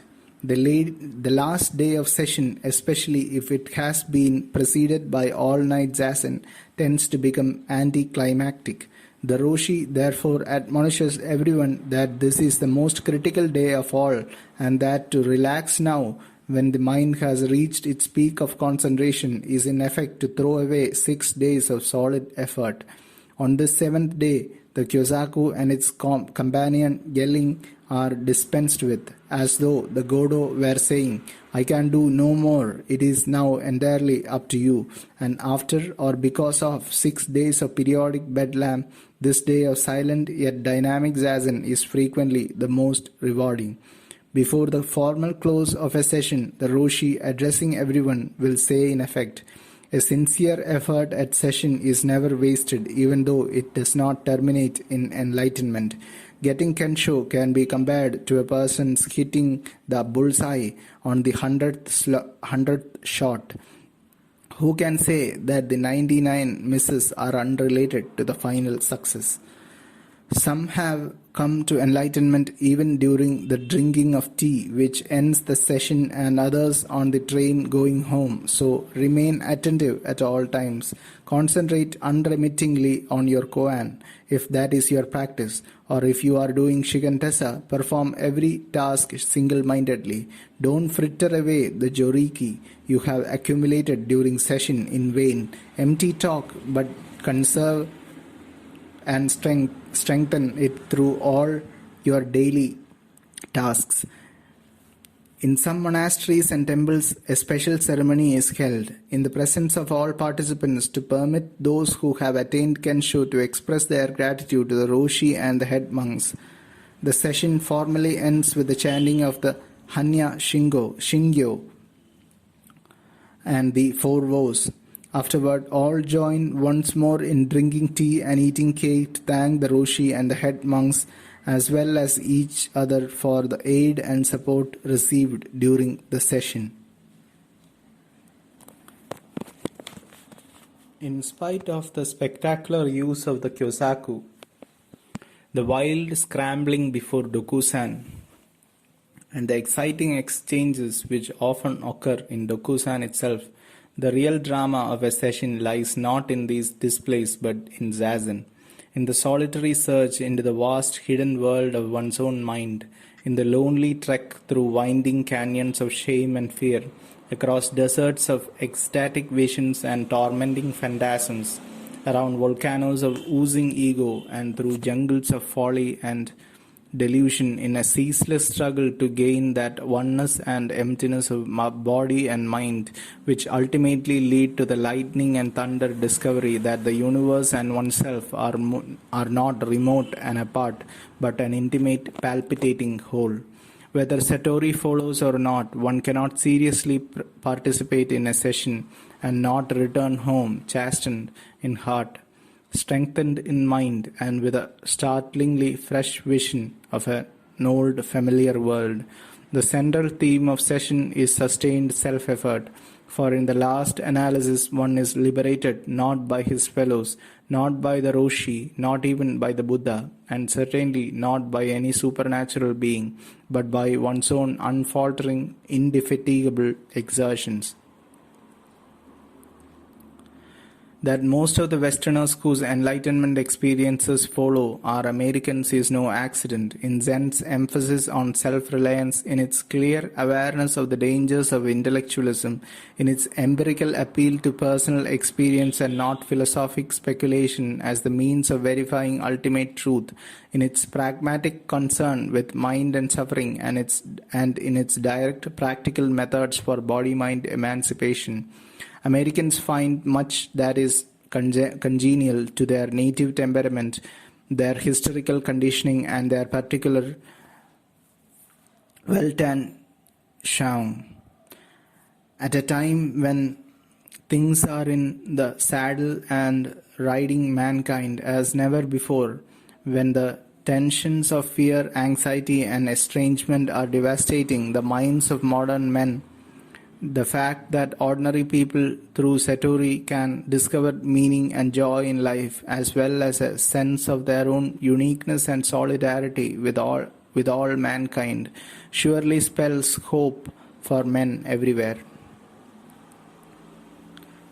The experiences. 1. Mr. K.Y., a Japanese executive, age 47, November 27, 1953. Dear Nakagawa Roshi, thank you for the happy day I spent at your monastery.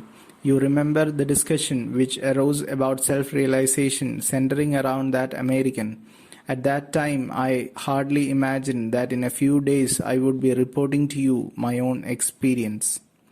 The day after I called on you, I was riding home on the train with my wife. I was reading a book on Zen by Sun O, who you may recall was a master of Soto Zen living in Sendai during the Genroku period 1688 to 1703.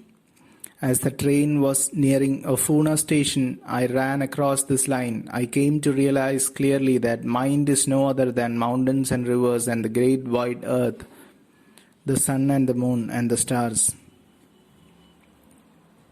I had read this before, but this time it impressed itself upon me so vividly that I startled.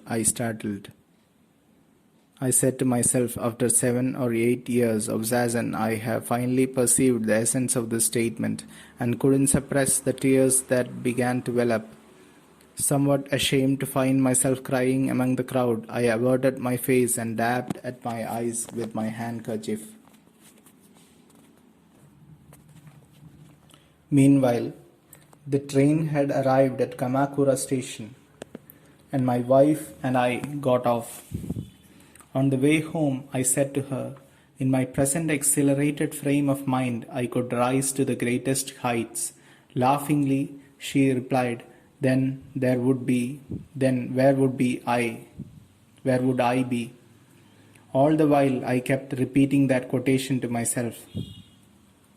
It so happened that day my younger brother and his wife were staying at my home, and I told them about my visit to your monastery and about that American who had come to Japan again only to attain enlightenment.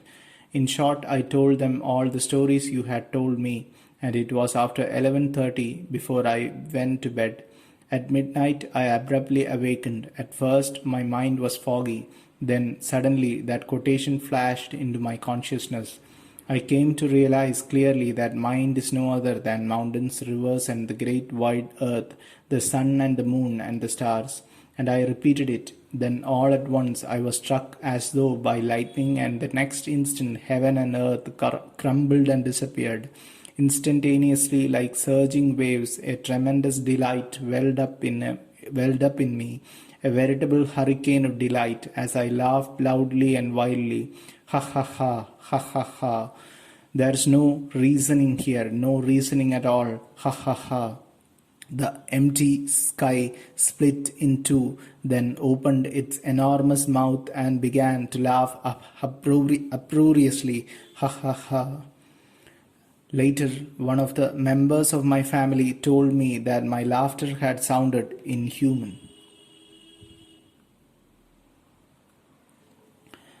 I was now lying on my back. Suddenly I sat up and struck the bed with all my might and beat the floor with my feet as if trying to smash it, all the while laughing riotously. My wife and youngest son, sleeping near me, were now awake and frightened, covering my mouth with her hand. My wife exclaimed, "What's the matter with you? What's the matter with you?" But I wasn't aware of this until told about it afterwards. My son told me later he thought I had gone mad. I have come to enlightenment. Shakyamuni and the patriarchs haven't deceived me. They haven't deceived me. I remember crying out. When I calmed down, I apologized to the rest of the family who had come downstairs frightened by the commotion. Prostrating myself before the photograph of Canon, you had given me the Diamond Sutra and my volume of the book written by Yasutani Roshi. I lit a stick of incense and did zazen until it was consumed half an hour later, though it seemed only 2 or 3 minutes had elapsed. Even now my skin is quivering as I write. That morning I went to see Yasutani Roshi and tried to describe to him my experience of the sudden disintegration of heaven and earth. I am overjoyed, I am overjoyed. I kept repeating, striking my thigh with vigor. Tears came which I couldn't stop. I tried to relate to him the experience of that night, but my mouth trembled and words wouldn't form themselves. In the end, I just put my face in his lap. Patting me on the back, he said, "Well, well, it is rare indeed to experience to such a wonderful degree. It is termed attainment of the emptiness of mind. You are to be congratulated." "Thanks to you," I murmured, and again wept for joy. Repeatedly I told him I must continue to apply myself energetically to Zazen. He was kind enough to give me detailed advice on how to pursue my practice in the future, after which he again whispered in my ear my congratulations and escorted me to the foot of the mountain by flashlight. Although 24 hours have elapsed, I still feel the aftermath of that earthquake. My entire body is still shaking. I spent all of today laughing and weeping by myself. I am writing to report my experience in the hope that it will be of value to your monks and because Yasutani Roshi urged me to. Please remember me to that American. Tell him that even I, who am unworthy and lacking in spirit, can grasp such a wonderful experience when time matures. I would like to talk with you at length about many things, but will have to wait for another time. P.S. That American was asking us whether it is possible for him to attain enlightenment in 1 week of session. Tell him this for me. Don't say days, weeks, years, or even lifetimes. Don't say millions or billions of kalpa. Tell him to vow to enlightenment, though it take the infinite, the boundless, the incalculable future. Midnight of the 28th. These diary entries were made during the next 2 days. I woke thinking it 3 or 4 a.m., but clock said it was only 12:30. I am totally at peace, at peace, at peace. Feel numb throughout body, yet hands and feet jumped for joy for almost half an hour. I am supremely free, free, free, free, free. Should I be so happy? There is no common man. The big clock chimes, not the clock but mind chimes. The universe itself chimes. There is neither mind nor universe. Dong, dong, dong. I have totally disappeared. Buddha is.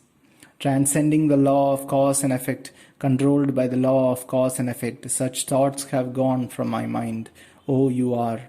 You laughed, didn't you? This laughter is the sound of your plunging into the world, the substance of mind. This is now luminously clear to me. My concentration in Zazen has sharpened and deepened. Midnight of the 29th. I am at peace, At peace, at peace. Is this tremendous freedom of mind the great cessation described by the ancients? Whoever might question it would surely have to admit that this freedom is extraordinary. If it isn't absolute freedom or the great cessation, what is it? 4 a.m. of the 29th.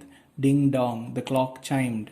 This alone is, this alone is. There is no reasoning here. Surely the world has changed with enlightenment.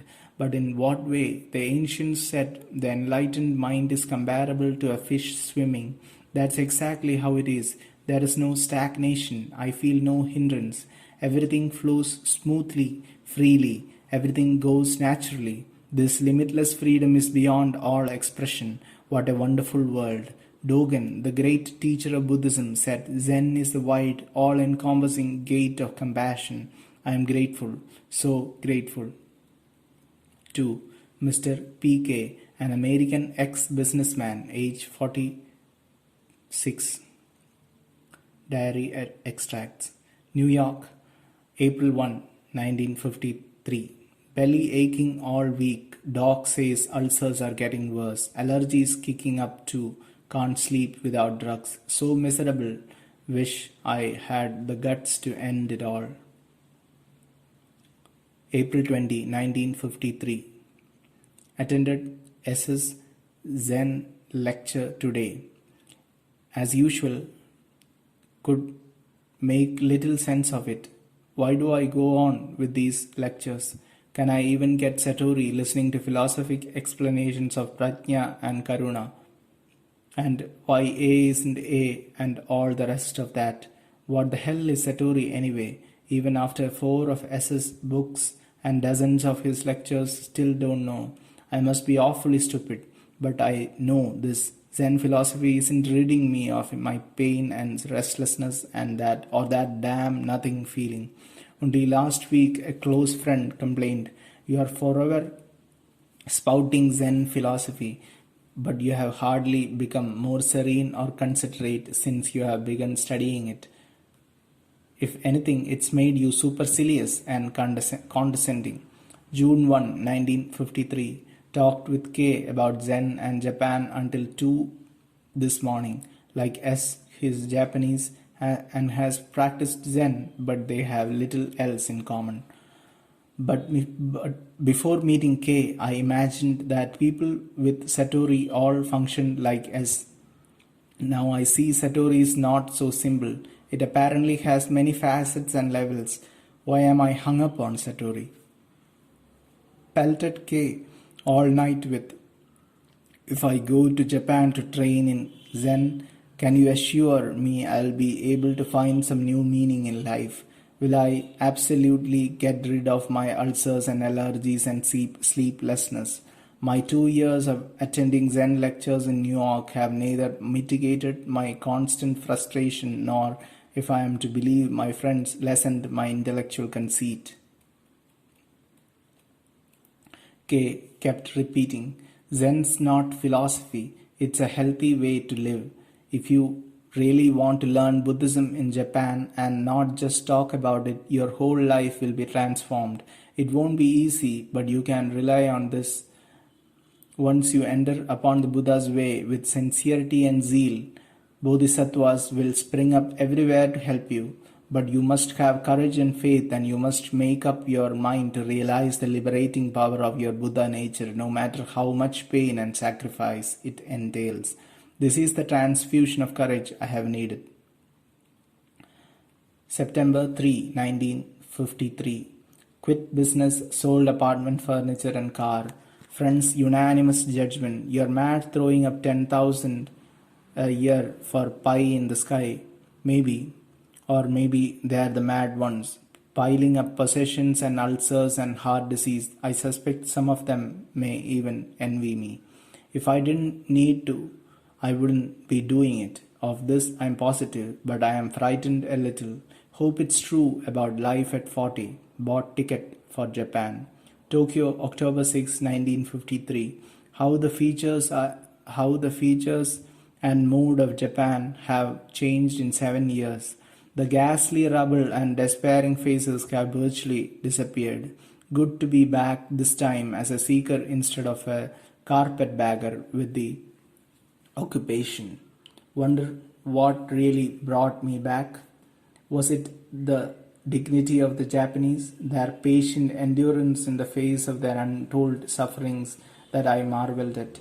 Was it the unearthly silence of Engaku Monastery and the deep peace it engendered within me whenever I strolled through its gardens or beneath its giant cryptomerias? November 1, 1953. In Kyoto, almost a month now, P, the American professor whom I had met at one of SS lectures in New York, is teaching the history of philosophy at a Japanese university. He and I have already called on 5 or 6 Zen teachers and authorities. Talk, talk, talk. Some of these Zen men are curiously verbose for a teaching that boasts of mind-to-mind transmission and an abhorrence of concepts. Professor M, when I reminded him of this, said, "In the beginning, you have to utilize concepts to get rid of concepts. That sounds like fighting fire with oil." Feeling restless again, all of yesterday toured to curio shops, buying art objects. Is this what I returned to Japan for? November 2, 1953. Letter arrived today from Nakagawa Roshi, master of Ryutaku Monastery, saying, "Yes, P, and I could spend 2 days there. Will such a trip prove productive? Not if S and the Zen professors in Kyoto are right. Zen monasteries are too traditional and authoritarian for modern intellectually minded people.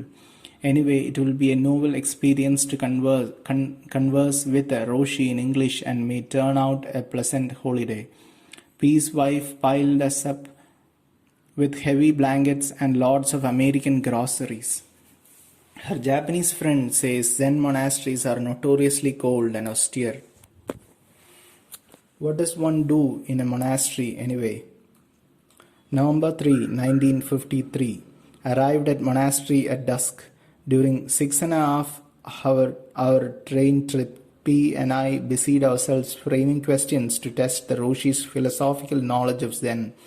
If he has an intellectual grasp of Zen, we decided, and he is not just an old-fashioned religious fanatic, we will stay the full 2 days, otherwise let's leave tomorrow. Nakagawa Roshi received us in his simple, unpretentious quarters.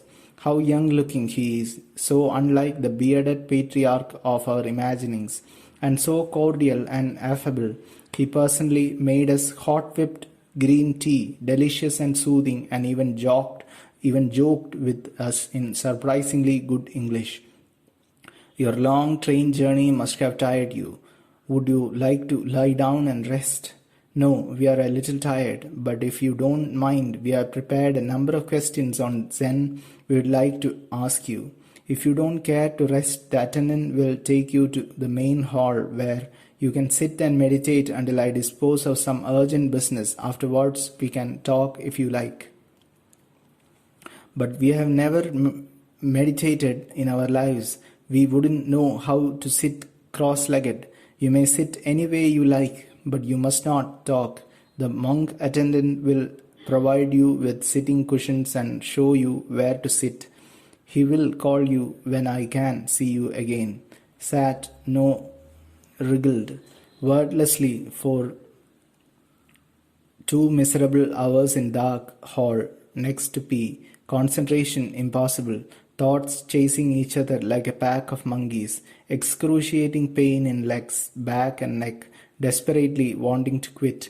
But if I do before P does, he'll never stop ragging me. Nor will the Roshi have a good opinion of American fortitude. At last Monk came and mercifully whispered, "You may see Roshi now."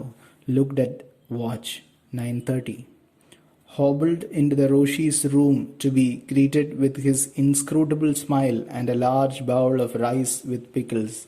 He watched us intently while we gobbled down the food, then benignly asked, "Now, what would you like to know about Zen?" We are so excited that we can only answer weakly, "Not a thing." "Then you'd better go to sleep now, because we get up at 3:30 in the morning. Pleasant dreams." November 4, 1953. Wake up, it's already 3:45. Didn't you hear the bells and gongs? Don't you hear the drums, the chanting? Please hurry. What a weird scene of refined sorcery and idolatry.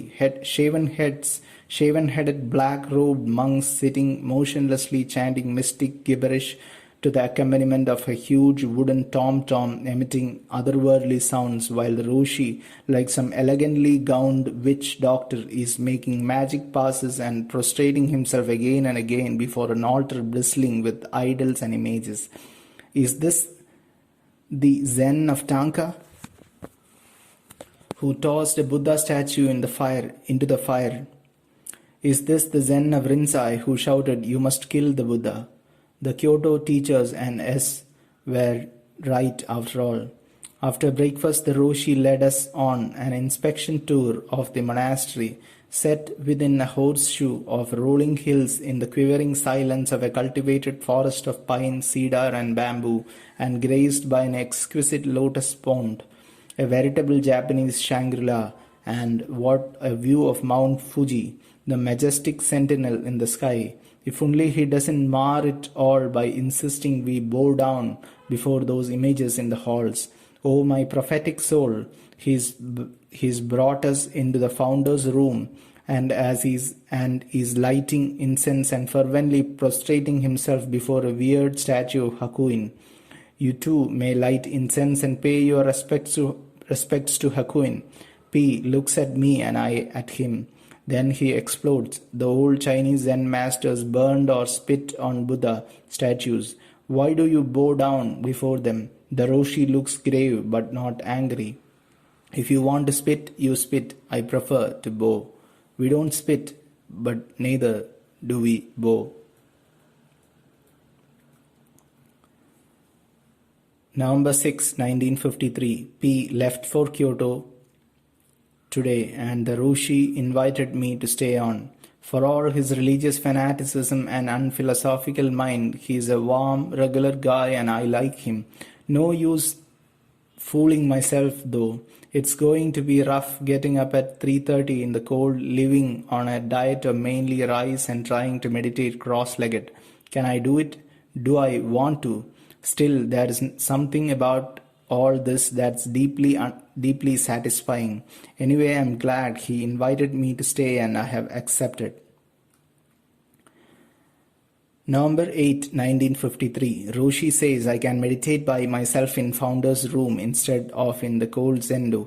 I can sit, kneel, Japanese style, or use a chair and wear as much clothing as I please if I am cold. Have no idea how to meditate though. When I told Roshi this, he cryptically advised, "Put your mind in the bottom of your belly. There is a blind Buddha there. Make him see." Is that all there is to meditation, or is the Roshi deliberately letting me stew in my own juice? Carefully inspected Hakuin's features today. They are less grotesque, even faintly interesting. November 10, 1953. Each morning, been climbing the hill back of the main hall for a widescreen view of Mount Fuji. Yesterday skipped my meditation because of a headache and Fuji looked somber and lifeless. Today, after a couple of hours of good meditation in a chair, it's grand and soaring again. A remarkable discovery. I have the power of life and death over Fuji. November 23, 1953. During tea with Roshi in his room today, he suddenly asked me, "How would you like to attend the Rohatsu session at Harada Roshi's monastery? The discipline is especially severe during this session, but he is a famous Roshi, a much better teacher for you than I. If you think so, sure, why not? But my old teacher, whom you met the other day, is against it. He does not approve of Harada Roshi's harsh methods for inducing satori. A Zen student, he thinks, should ripen slowly, then, like fruit which falls from the tree when ripe, comes naturally to enlightenment. Let me meditate further on it. November 25, 1953. Two interesting visitors at the monastery this morning, one a master called Yasutani, the other a layman named Yamada, his disciple, who said he had been practicing Zen for some 8 years, wanted to ask him whether he had Satori yet, but decided it might prove embarrassing. Asked Yasutani Roshi if he thought I could get Satori in 1 week of session. You can get it in 1 day of session if you are genuinely determined to, and you surrender all your conceptual thinking. November 27, 1953. How is your meditation coming along? Roshi suddenly asked me today. That Buddha in my belly is hopelessly blind. He is not really blind, he only seems so because he is sound asleep. How would you like to try the koan move? Alright, if you think I should, but what do I do with it? You know, it's background, I suppose. Yes. Then just keep concentrating on Joshu's answer until you intuitively realize its meaning. Will I then be enlightened? Yes, if your understanding is not just theoretical. But how do I concentrate? Put your mind in your hara and focus on nothing but Mu. November 28, 1953. Roshi called me into his room this morning and beckoned me to follow him to the little altar shrine in back. Do you see the letter I put into the hands of Canon? You have become karmically linked with the man who wrote it. Let us gasho before Canon out of gratitude. I did a gasho unthinkingly, quickly asked, what's the letter say? Who wrote it? And what do you mean, karmically linked? The Roshi, outwardly solemn but inwardly animated, just said, come to my room and I will explain. With his usual grace, he knelt Japanese style, put the kettle on the charcoal fire for tea, then decisively announced, I have decided to take you to the Rohetsu session at Hoshinji. This letter has decided me. Tell me what it's all about. Do you remember Yamada's son, the man who came here with Yasutani Roshi the day before yesterday? It's from him. He had a deep Satori experience the very day after he left, and he tells about it in this letter. Did you say he got Satori? Please translate it for me right now. There isn't any time. Hoshinji is far from here on the Japan Sea, and we must be ready to leave tomorrow. I will translate it for you on the train. November 29, 1953. As our third-class train bounced along in the night, Roshi slowly, carefully translated Yamada's letter. What a vivid, stirring experience, and he had no monk but a layman. Do you really believe it's possible for me to get Satori during this session? Of course, provided you forget yourself completely. But what is Satori anyway, I mean? Stop. Roshi threw up his hand, flashing his inscrutable smile. When you get it, you will know. Now, no more questions, please. Let us do zazen and then try to get some sleep before we come to Hoshinji. November 30, 1953.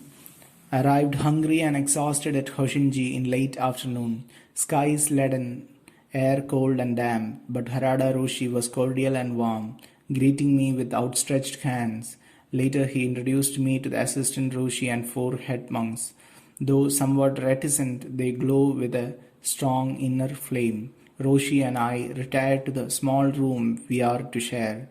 You had better get some rest before the battle begins. Battle? Yes, a battle to the death with the forces of your own ignorance. I will call you when everyone assembles in the main hall for final instructions from Harada Roshi in about an hour. Like lobsters in conclave, Harada Roshi, The assistant Roshi and 4 head monks in robes of scarlet brocade and arching ceremonial headdress sat on large silk pillows at one end of the hall, while 4 young monks, each with a black lacquer tray of gold-colored cups, stood poised at the other end ready to serve them. Sandwiched between in rows, facing each other across the room, knelt some 50 grim lay people attired in somber traditional robes. Their eyes were glued to the floor in front of them, and none stirred to look at Harada Roshi when he spoke, except me. Why is everybody so tense and grim? Why do they all look as though they are stealing themselves from some terrible ordeal? True, Roshi said this would be a battle, but surely that was only a figure of speech. How does one fight his own mind? Isn't Zen Wu Wei non-striving? Isn't the all-embracing Buddha nature our common possession? So why strive to acquire what is already ours? Must ask Harada Roshi about the first chance I get. Back in our room, Roshi summarized Harada Roshi's instructions. 1. You must not talk or bathe or shave or leave the premises during the week. 2. You must concentrate only on your own practice without diverting your eyes for any reason. 3. You as a beginner have as good a chance as old hands to attain enlightenment at this session. And Roshi added sententiously, but you must work hard, terribly hard. December 1, 1953, raining incessantly, Zendo, uncomfortably cold and damp, wore long johns and wool shirt and 2 sweaters and wool robe and 2 pairs of wool socks, but couldn't stop shivering. Godo's bellowing and roaring more of a distraction than his wallops with Kyosaku. Tortured by pain in legs and back, thoughts racing wildly. Flopped from Agura to Sisa to Hanka, manipulating my 3 cushions in every conceivable way, but couldn't escape pain.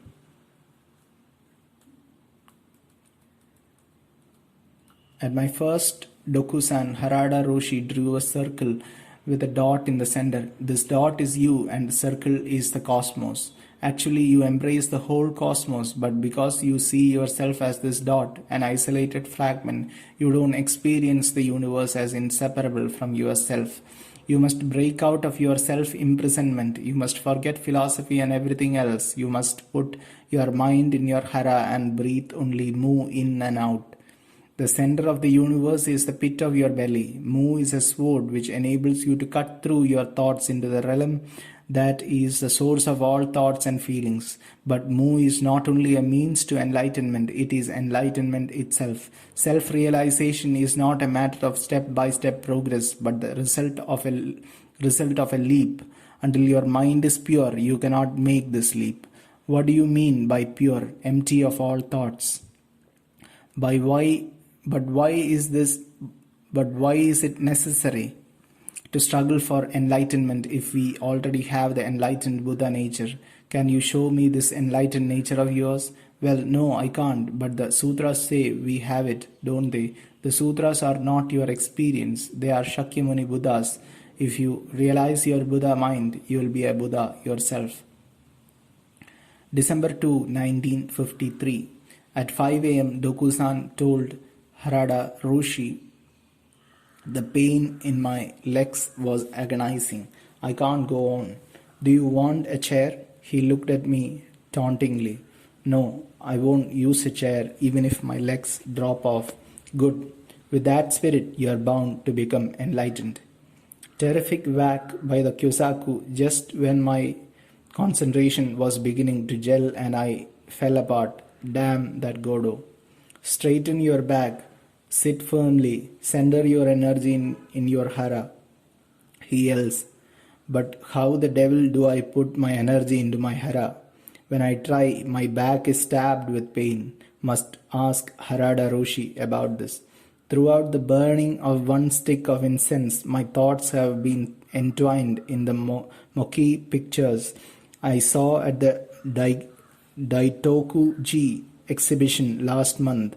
That crane's so haunting, the secret of all existence lies in its eyes. It's self-creating, emerging from formlessness to form. I must reverse the process, merging again into formlessness, into non-time. I must die to be reborn. Yes, that's the inner meaning of Mu. Clang, clang, the Dokusan bell. Harada Roshi listened impatiently, then roared. Don't think of Mackay's crane. Don't think of form or formlessness or anything else. Think only Mu. That's what you are here for. December 3, 1953. Pain in legs unbearable. Why don't I quit? It's imbecilic trying to sit with this gruesome pain and taking these senseless wallops of the Kyozaku plus Godo's insane shouting. It's masochism pure and simple. Why did I leave Rutakuji? Why did I ever leave the United States? But I can't quit now. What will I do? I must get Satori. I must. What the devil is Mu? What can it be? Of course, it's absolute prayer. The self praying to itself. How often as a student had I wanted to pray, but somehow it would always seem pointless and even silly to petition God for strength to cope with predicaments which He, in His omniscience and omnipotence, had allowed to arise in the first place. Tears welling up, how blissful is prayer for its own sake. What do these tears mean? They are a sign of my helplessness, a tacit admission that my intellect, my ego, has reached the limit of its power. Yes, tears are nature's benediction, her attempt to wash away the grime of ego and soften the harsh outlines of our personalities, become arid and tense through an egotistic reliance on the invincibility of reason. What marvelous insights! I feel so good about them. I know I have progressed. I won't be surprised if Satori hits me this very night. Crack, crack. Stop dreaming. Only Mu, roar the Godo, walloping me. Doku-san, no, no, no. Didn't I tell you to concentrate simply on Mu? Banish these thoughts. Satori is not a matter of progress or regress. Haven't I told you it's a leap? You are to do this and only this. Put your mind in the bottom of your belly and inhale and exhale Mu. Is that clear? Why is he so harsh all of a sudden? Even the hawks in the screen behind him have begun to glower at me. December 4, 1953. My God, my Buddha, a chair standing at my place. I am so grateful. Roshi came and whispered. Harada Roshi ordered the head monk to give you a chair because he felt you would never get Satori sitting with a bent back and constantly shifting your position. Now you have no obstacles, so concentrate on Mu with all your heart and soul. Concentration quickly tightened, thoughts suddenly disappeared. What a marvelous feeling, this buoyant emptiness. Suddenly, the sun streaming into the window in front of me. The rains stopped. It's become warmer. At last, the gods are with me. Now I can't miss Satori. Mu, mu, mu. Again, Roshi leaned over, but only to whisper, You are panting and disturbing the others. Try to breathe quietly. But I can't stop. My heart's pumping wildly. I am trembling from head to toe. Tears are streaming down uncontrollably. Godo cracks me, but I hardly feel it.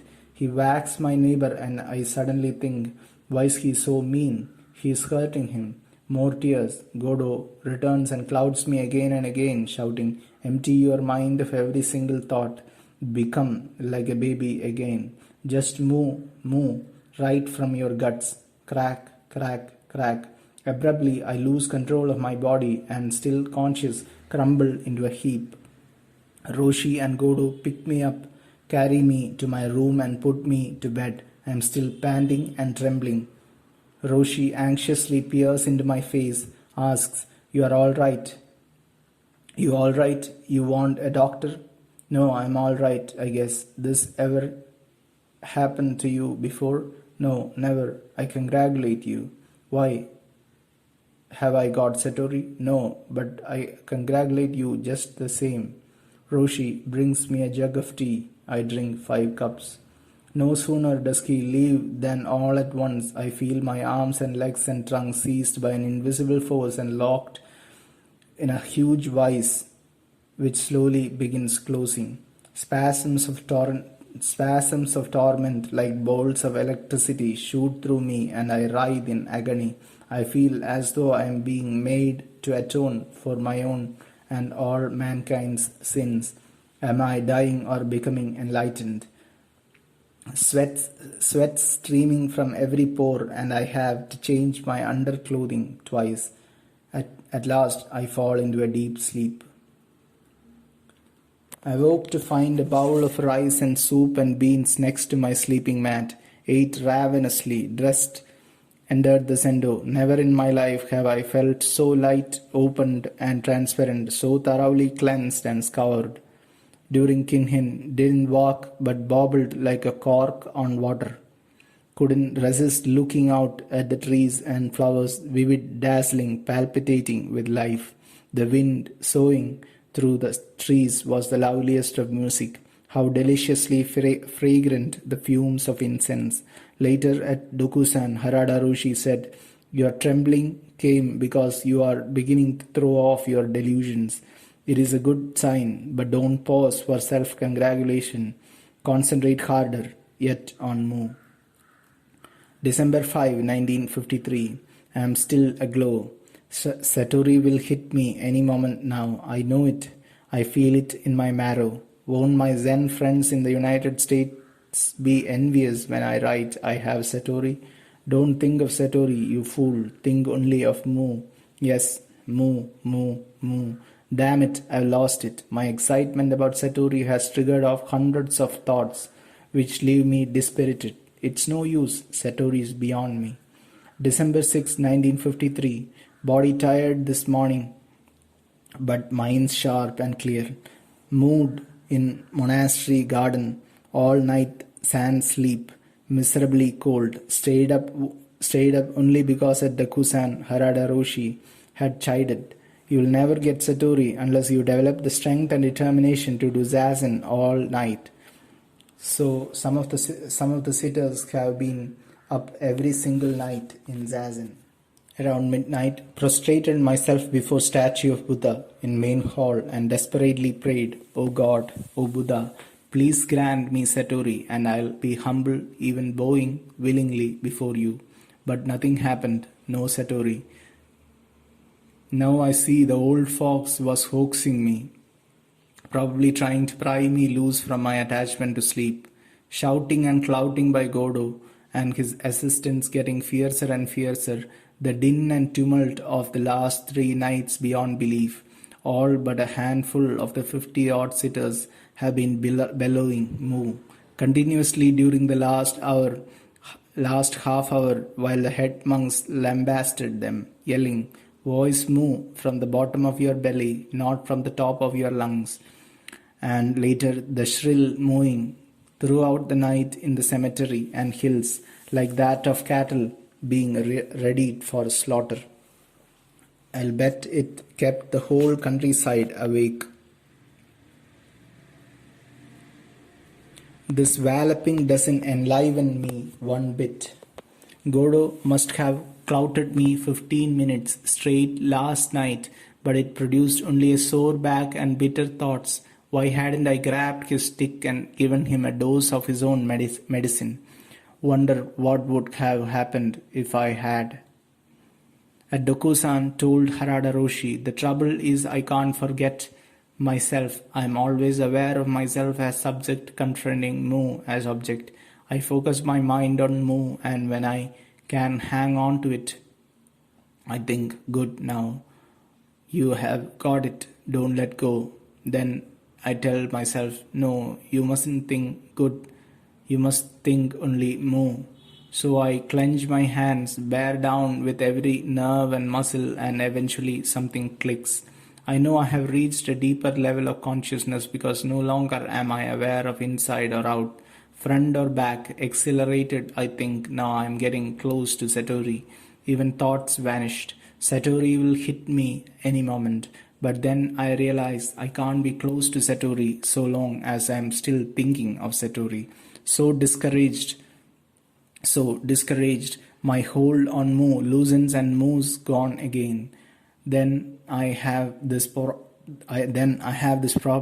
You have told me to make my mind as barren of preconceptions as an infant's, with no self will or ego. But how can I be free of ego when the Godo beats me furiously and urges me to strive harder and to bear down on Moo? Isn't such purposeful striving on my part an expression of ego? Instead of banishing ego, it seems to me I am bolstering it. The mind of ego and the mind of purity are two sides of the same reality. Don't think this is ego, this is not ego. Just concentrate on Mu. That's the way to realize the mind of purity. It's like a man who is starving. He doesn't think I'm hungry. I must get food. So completely absorbed in his hunger is he that he finds something to eat without pondering.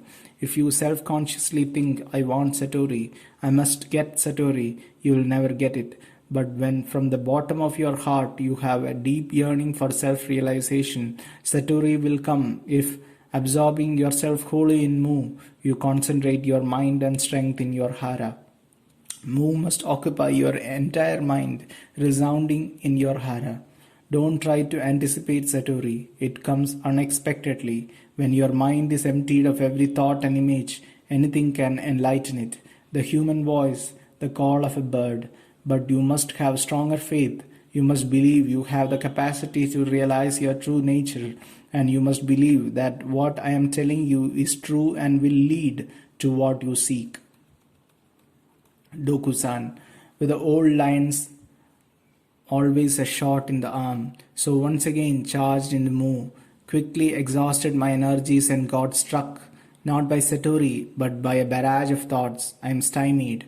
If I push hard, I soon tire and my body and mind wilt.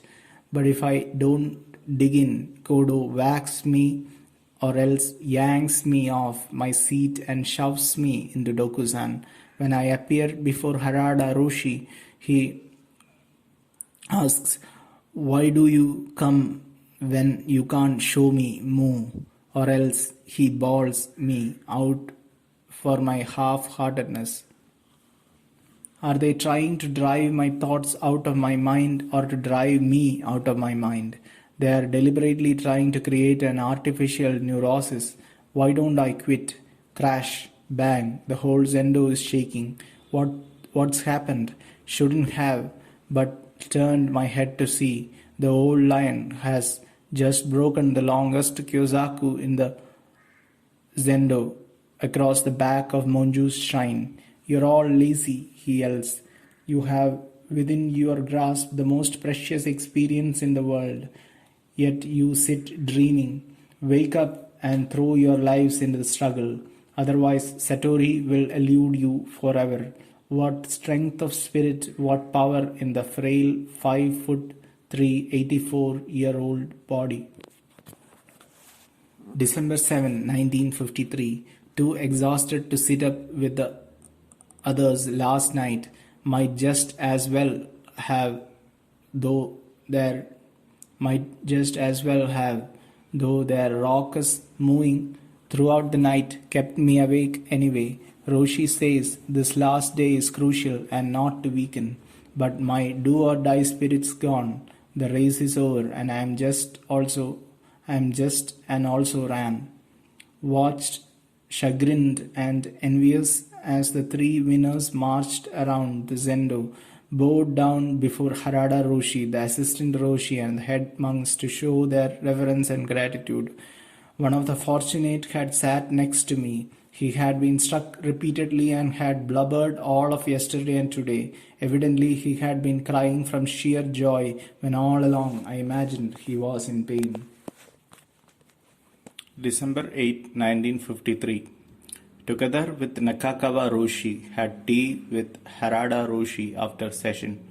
His forbidding session manners gone, he is gentle and radiant as the sun. After a pleasant chat, he invited us to stay for the formal ceremonies that afternoon commemorating the Buddha's enlightenment. Watched in utter fascination as Harada Roshi, the assistant Roshi, and 10 senior monks, attired in their ceremonial robes, again and again prostrated themselves before the Buddha, chanted sutras, tossed their sutra books in the air, beat drums, rang bells, struck gongs, and circumambulated the main hall in a series of rituals and ceremonies to honor Shakyamuni Buddha and celebrate his immortal enlightenment experience. These ceremonies glow with the living truth which these monks have obviously all experienced in some measure. Yes, through these rituals they are reaffirming their link with their great Buddhist tradition, enriching it and allowing it to enrich them so they may extend its chain into the future. If I likewise embrace this tradition, I can forge my own link with Buddhism and its tremendous resources for enlightening the human mind. Now I know why I tried so quickly off church and synagogue services in the United States. The priests and rabbis and ministers obviously had no intimate experience of the God they preached so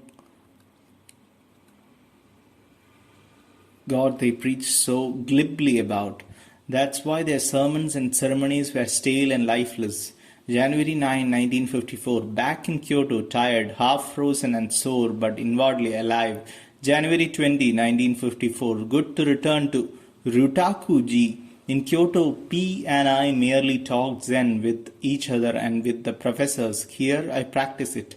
Though painful, practice is rejuvenating. My mind's a swarm of stagnant opinions, theories, impressions, images I've read, thought, too much experienced without feeling. I need to recover the freshness of my jaded sensibilities to face myself honestly, nakedly. And this I can best do through Zazen in the monastery. April 8, 1954. My second Hoshin-ji session is over. Harada Roshi said he had accepted me as a disciple if I remain at his monastery as a lay monk. If you can cope with monastery life and gain enlightenment, you will be master of your life and instead of its slave. After consultations with Nakakawa Roshi, decided to stay on indefinitely. October 1, 1956. In just 2 months, 3 years will have elapsed since I first came to Hoshinji. So much water has flowed under the stone bridge, or should I say, so many stone bridges have flowed over the motionless water. Have toiled with the monks in the heat of summer and shivered with them on snowy Takahatsu, felled trees, planted rice, cultivated the gardens, cleaned the outhouses and worked in the kitchen with them. I have shared their heroic, dedicated moments, joined in their petty intrigues. Sitting, one painful session after another. Then, more zazen, morning after morning, night after night and night into morning. Dazzling insights and alluring visions have filed through my mind, but true illumination, Satori, still eludes me. Thanks, Anne. My wise monk, guide, interpreter, friend solemnly assures me that just doing Zazen wholeheartedly each day brings greater rewards in serenity, clarity, and purity than does a quickly attained Satori, which is unnurtured by further Zazen. Is this a consolation prize or another of Zen's paradoxes which needs the personal experience of enlightenment to be understood? He insists I have gained in fortitude and purity, though I see little evidence of it. Every one of my allergies has disappeared. My stomach pains me only occasionally. I sleep well. The dark fears which formerly haunted me, my cherished dreams and hopes, all these have withered away, leaving me lighter and with a clearer sense of the real. But I am still the hungry dog next to the tank of boiling fat that is Satori. I can't taste it. And I can't leave it. November 15, 1956. Is it worth struggling with the cold and sparse diet through another long winter, waiting? A number of my friends, the older senior monks, will soon be leaving for temples of their own. I must find a master whom I can communicate with easily outside the tense atmosphere of the monastery. Those same intuitions which once told me I needed to stay at Hoshinji now warn me it is time to leave. November 23, 1956. Left Hoshinji today carrying enough presence and advice to last me a long time. The heartwarming farewells have dissipated whatever chill remained from those icy Obama windows. November 25, 1956. Nakakawa Roshi took me to Yasutani Roshi. He will be a good teacher for you. He is in Harada Roshi's line. His disciples are chiefly laymen. You need not stay in a monastery but can live in Kamakura and attend his session in the Tokyo area. December 3, 1956. Joined my first session at Yasutani Roshi's mountain temple, an ideal place for zazen. It nestles high in the hills away from the noises of the city. A scant 8 participants, probably because the session's only 3 days and hard to get to. Atmosphere's real homey. The Roshi eats with us family style, and what a charming twist. The Godos, a 68-year-old grandmother, the cook and leader of the chanting, a 65-year-old nun. Between them, they manage their entire session. Each sits like a Buddha and acts like one, gentle, compassionate, and thoroughly aware. What a huge relief not to be driven by a savage Kyosaku or verbally belted by the Roshi at Dokusan. The manual work after breakfast is stimulating and the afternoon bath immensely soothing. I am completely at ease with Yasutani Roshi. His manners gentle yet penetrating. He laughs easily and often. At Dokusan, he told me, for enlightenment you must have deep faith. You must profoundly believe what the Buddha and the patriarchs from their own first-hand experience declared to be true. Namely, that everything, ourselves included, intrinsically is Buddha nature. That like a circle which can't be added to or subtracted from, this self-nature lacks nothing. It is complete, perfect. Now, why, if we have the flawless Buddha nature, are we not aware of it? Why, if everything in essence is wisdom and purity itself, is there so much ignorance and suffering in the world? This is the doubt mass which must be dispersed. Only if you deeply believe that the Buddha was neither a fool nor a liar when he affirmed that we are all inherently whole and self-sufficient, can you tirelessly probe your heart and mind for the solution to this paradox. This is what perplexes me no end. Why haven't I attained Satori after 3 years of back-breaking effort, when others who have labored neither as long nor as hard have got it? Some I know have come to Kensho at their very first session with little or no previous zazen. There have been a few rare souls whose minds were so pure that they could gain genuine enlightenment without zazen. The 6th patriarch, Inu, was such a one. He became enlightened the first time he heard the Diamond Sutra recited, and Harada Roshi has related the case of a young girl student of his who got Kensho during his introductory lectures the very moment he drew a circle and declared the cosmos to be indivisibly one. But most have to do zazen tirelessly to win enlightenment.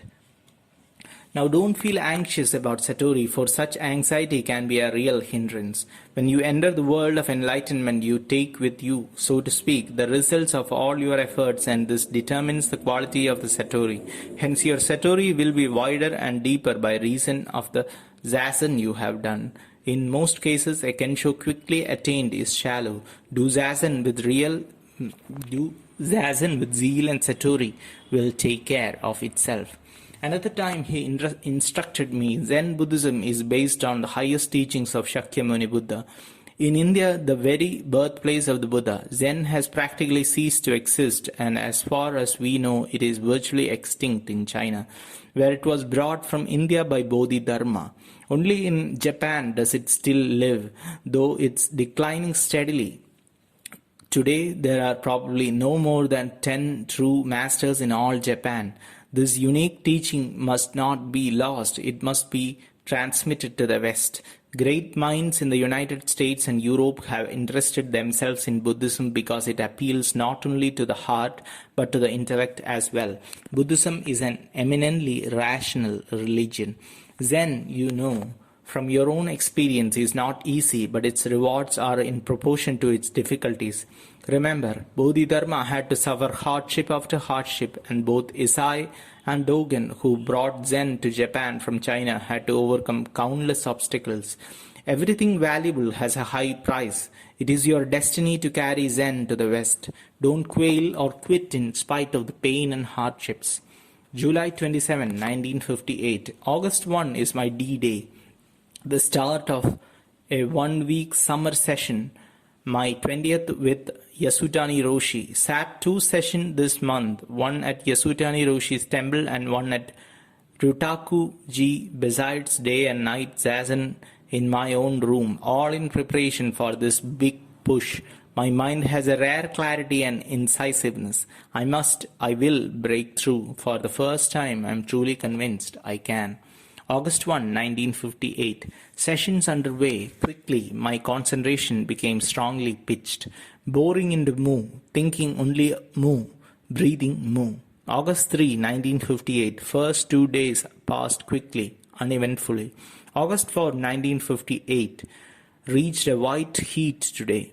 Monitors whacked me time and again. Their energetic stick wielding is no longer an annoyance but a spur. Raced to the lineup with each clang of the Dokusan bell to be first to see the Roshi. Hardly aware of pain in legs, was so eager to confront him that once or twice charged into his Dokusan room without waiting for his signal. When he asked me to show him Mu, I spontaneously seized his fan, fanned myself, picked up his handbell, rang it, and then left. At next Dokusan, he again asked for Mu. Quickly raised my hand as though to smack him. Didn't intend to really hit him, but the Roshi, taking no chances, ducked. How exhilarating these unpremeditated movements, clean and free, animatedly the Roshi warned, you are now facing the last and toughest barrier between you and self-realization. This is the time one feels, in the words of an ancient master, as though he were a mosquito attacking an iron bower. But you must bore tirelessly. Come what may, don't let go of Mu. Do zazen all night if you feel you may lose Mu in your sleep. Moved silently in temple garden till clock struck 1. Rose to exercise. Stiff, aching legs, staggered into a nearby fence. Suddenly I realized the fence and I are one formless wood and flesh. Mu. Of course, vastly energized by this, pushed on till the 4 a.m. gong. August 5, 1958. Didn't intend to tell Roshi of my insight, but as soon as I came before him, he demanded what happened last night. While I talked, his keen, darting eyes x-rayed every inch of me, then slowly he began quizzing me.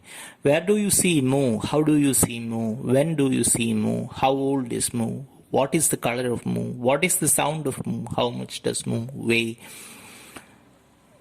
Some of my answers came quickly, some haltingly. Once or twice Roshi smiled, but mostly he listened in serene silence. Then he spoke. There are some Roshi who might sanction such a tip-of-the-tongue taste as Kensho, but I wouldn't accept sanction of such a Picayune experience, even if you wanted to grant it. Have I labored like a mountain these 5 years only to bring forth this mouse? I'll go on. Good. I respect your spirit. Threw myself into Mu for another 9 hours with such utter absorption that I completely vanished. I didn't eat breakfast, Mu did. I didn't sweep and wash the floors after breakfast, Mu did. I didn't eat lunch Mo ate. Once or twice, ideas of Satori started to rear their heads, but Mo promptly chopped them off. Again and again, the monitors whacked me, crying, "Victory is yours if you don't relinquish your hold on Mo." Afternoon, Dokusan, hawk-like, the Roshi scrutinized me as I entered his room, walked toward him, prostrated myself, and sat before him with my mind alert and exhilarated. "The universe is one," he began, each word tearing into my mind like a bullet. "The moon of truth." All at once, the room, every single thing disappeared in a dazzling stream of illumination, and I felt myself bathed in a delicious, unspeakable delight. For a fleeting eternity I was alone. I alone was. Then the Roshi swam into view. Our eyes met and flowed into each other, and we burst out laughing. "I have it. I know there is nothing, absolutely nothing. I am everything and everything is nothing," I exclaimed more to myself than to the Roshi, and got up and walked out. At the evening, Dokusan Roshi again put to me some of the previous questions and added a few new ones. Where were you born? If you had to die right now, what would you do?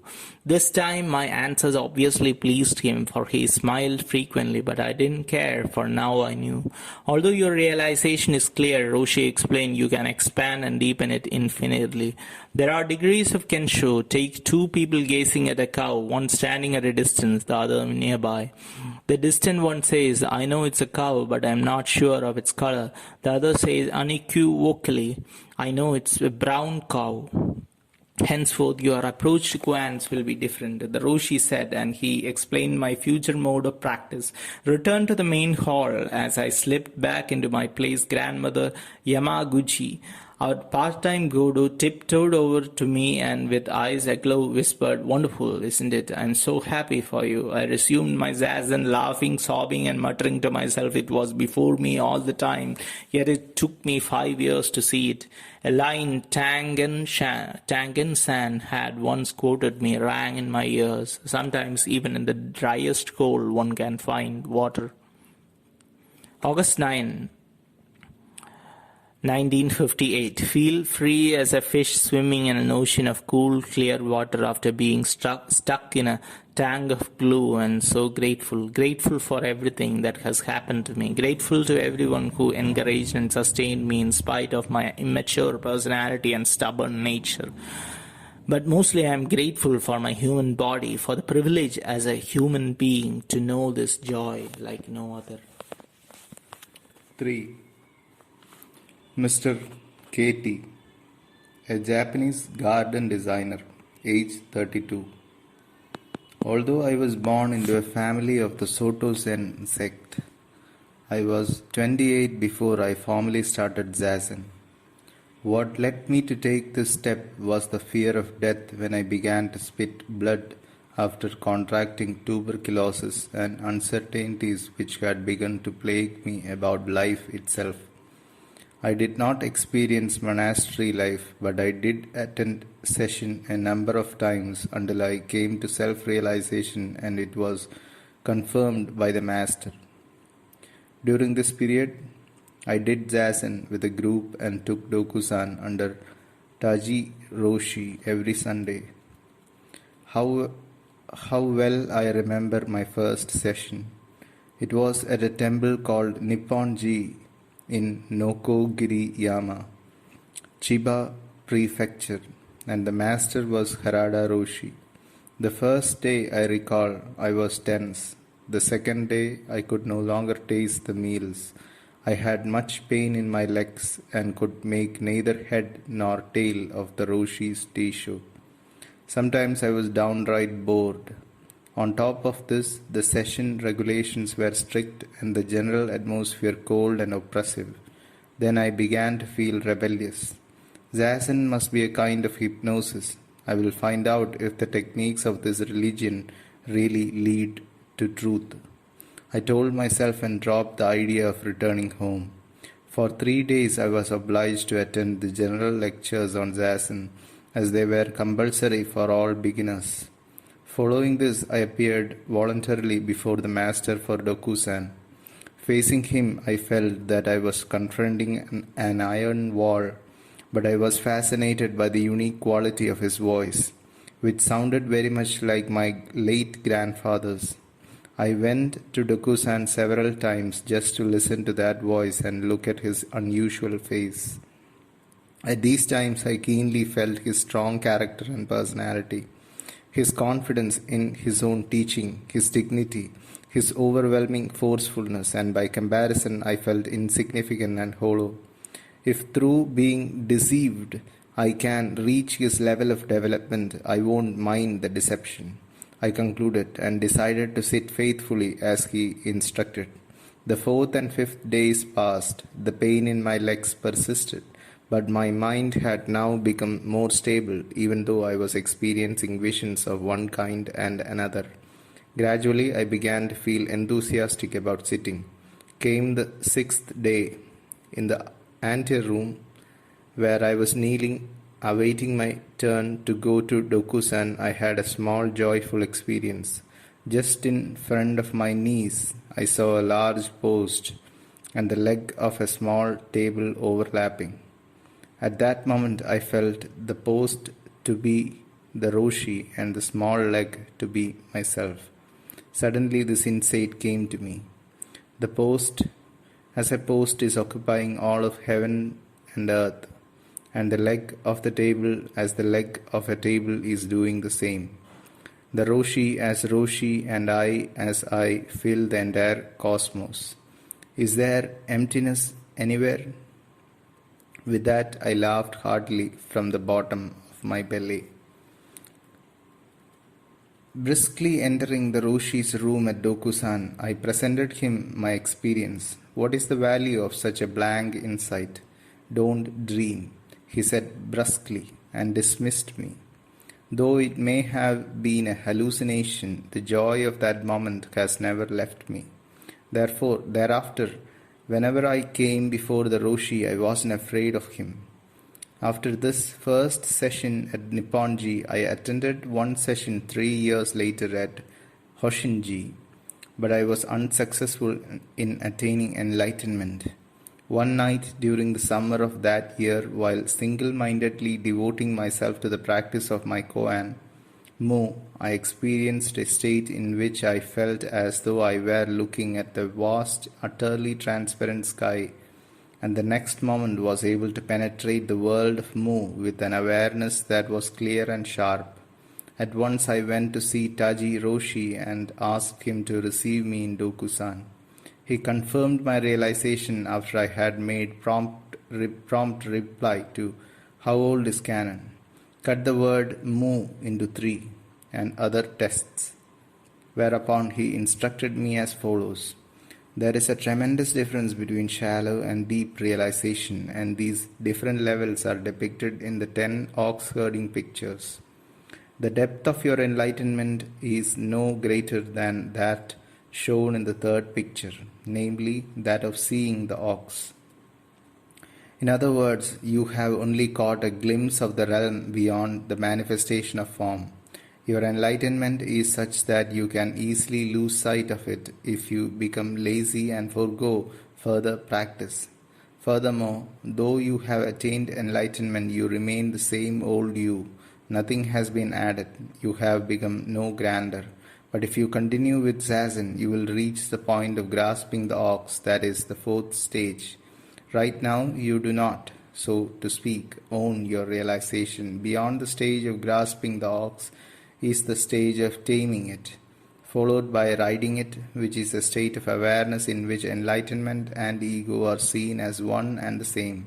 Next, the seventh stage is that of forgetting the ox, the eighth that of forgetting the ox as well as oneself, the ninth the grade of grand enlightenment which penetrates to the very bottom and where one no longer differentiates enlightenment from non-enlightenment. The last, the 10th, is the stage in which, having completely finished one's practice, one moves as himself among ordinary people, helping them wherever possible, free from all attachment to enlightenment, To live in this last stage is the aim of life, and its accomplishment may require many cycles of existence. You have now set foot on the path leading to this goal, and for this you should be grateful. Before receiving instructions from my first teacher, I did zazen in my own way. Picking up the first koan in Hekigan Roku, I reflected on the question of the emperor.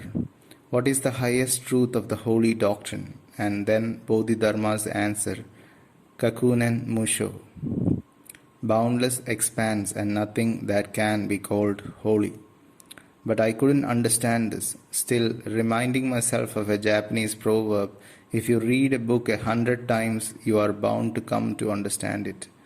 I sat down to zazen, devotedly reciting in my mind Bodhidharma's answer, Kakunen Musho. After 2 days of this, I experienced the same state I mentioned earlier of looking at a vast clear sky. This I now feel helped bring about my later realization. The following incident is also worth mentioning in this connection.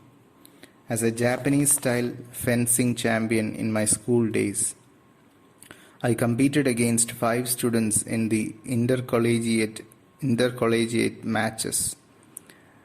The first 3 were comparatively weak, and I tried to beat them by figuring out techniques in advance, but was defeated by all 3. When I faced my 4th opponent, I was overwhelmed by a feeling of responsibility to uphold the reputation of my school, as well as bitterness at having been defeated 3 times. I was desperate.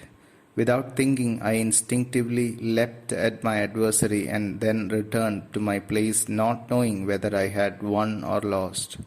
Later, I was told by a friend that I had achieved a splendid victory. My 5th opponent, who was by far the strongest, I defeated in the same way. In these 2 contests, I experienced moments which I call the naked expression of enlightenment, in which I acted in response to my direct feeling and deepest mind, without considering victory or defeat, opponent or myself, and with no awareness of even engaging in a match. Faced with a situation involving life or death, one can act instantly, intuitively, free from illusion or discrimination, and yet not be in a trance. It is a matter of training oneself through the principles of Zen to act wholeheartedly in every circumstance. When we live inattentively, we are apt to fall into partial discrimination. This is a state of mind in which egocentricity is fostered and human suffering enhanced. Therefore, whenever I become aware that I am relapsing, I remind myself that heaven and earth have the same root. Everything is one. The visual form of things is no different from the emptiness which is their essential nature. Having read many books about Zen prior to enlightenment, I had the illusory notion that if I could attain enlightenment, I would acquire supernatural powers or develop an outstanding personality all at once, or become a great sage, or that all suffering would be annihilated and the world become heaven-like. These false ideas of mine I now see hindered the Master in guiding me. Before Satori, I was very much worried about my physical condition, about death, about the unsatisfactory condition of society, and many other things. But after enlightenment, they no longer upset me. Nowadays, whatever I do, I am completely at one with it. I accept pleasant things as wholly pleasant and distasteful things as completely distasteful, and then immediately forget the reaction of pleasantness or distastefulness. I feel that through the experience of enlightenment, the human mind can expand to the infinity of the cosmos. True greatness has nothing to do with fortune, social status, or intellectual capacity, but simply with enlargement of mind. In this sense, I am constantly endeavoring to become great. As is well known, worldly knowledge and powers of subtle reasoning are not prerequisites for training in Zen. Buddhist tradition has it that The famous sixth patriarch Eno, the most excellent of masters in ancient China, was able to attain perfect enlightenment because, being illiterate, he was not given to reading and speculating about truth. Thus, he could directly grasp the source of mind. Since olden times, the Japanese have said that not through intellection but by devoted sitting can we see into the ultimate nature of mind, and in the same way deepen and expand this vision endlessly. There are certain trees which, because they spring up rapidly, never develop the strength to withstand a strong gale. Similarly, in Zen, there are those who attain enlightenment quickly, but who, since they give up practice, never become spiritually strong. Hence, in Zen of prime importance are calm and steadfast application of Zazen in one's daily life and a staunch determination not to stop short of perfect enlightenment. 4. Mr. C.S., a Japanese retired government worker, age 60. My experience of Kensho was simple and unspectacular, lacking the drama of many another. Indeed, my enlightenment itself is shallow, but since I have been asked to write this account, I offer it for what interest it may have. I came to Zen out of no such lofty ambition as Kensho. The insecurity and utter confusion in this country right after the recent war drove me to the point where I often thought of committing suicide. To quiet my apprehensive, turbulent mind, I decided to do Zazen. Since my sole aim was the cultivation of mind stability, I did not even know the word Kensho when I began Zazen. The Roshi instructed me first to practice counting my breath, then following my breath with my mind's eye, and finally to do Shikantasa, the last being concentration without an object in mind. On the way to Yasutani Roshi's temple to attend my first session, I thought, knowing nothing of what a session entails, how pleasant it will be to relax with the Roshi, even perhaps to drink sake with him. It was dusk when I got to the temple, and all I could hear were the sounds of the bush warbler and the trickle of water from a broken pipe. I could see bluish-green bamboo in the grove and the red blooms of the camellia. The surroundings, at once serene and beautiful, affected me profoundly. I had brought several books with me and beamed in anticipation of being able to read quietly during the session and to compose poems inspired by all this natural beauty. But when the session began the following day, it turned out to be something I had never imagined. It was, as a matter of fact, torture. It so happens that several of the joints of my legs are permanently stiff from 2 automobile accidents. This together with the fact that I was almost 60 at the time, made sitting with my legs crossed in lotus posture excruciating. Still, thinking about it afterwards, I know that whatever I gained came to me through this pain. I experienced the worst in my legs at dawn of the second day, feeling that death itself could not be worse.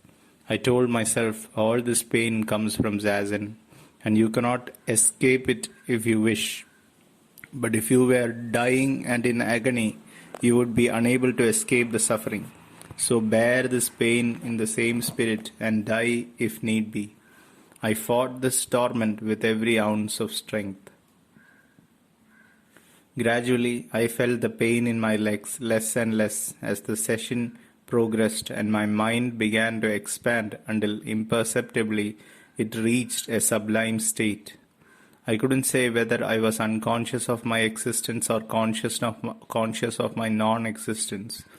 My only awareness was of both thumbs touching each other lightly. The sliding screen doors in front of me turned stark white and a purified brightness descended upon everything. I felt as though I were in paradise. My dominant feeling was gratitude, yet I wasn't aware of anyone's feeling grateful. Involuntarily, I began to cry softly. Then the tears streamed down my cheeks. Tears, tears, tears. A veritable river of tears. Even as I sat before the bell awaiting my turn to go before the Roshi, I couldn't control my silly sobbing. I was ashamed of showing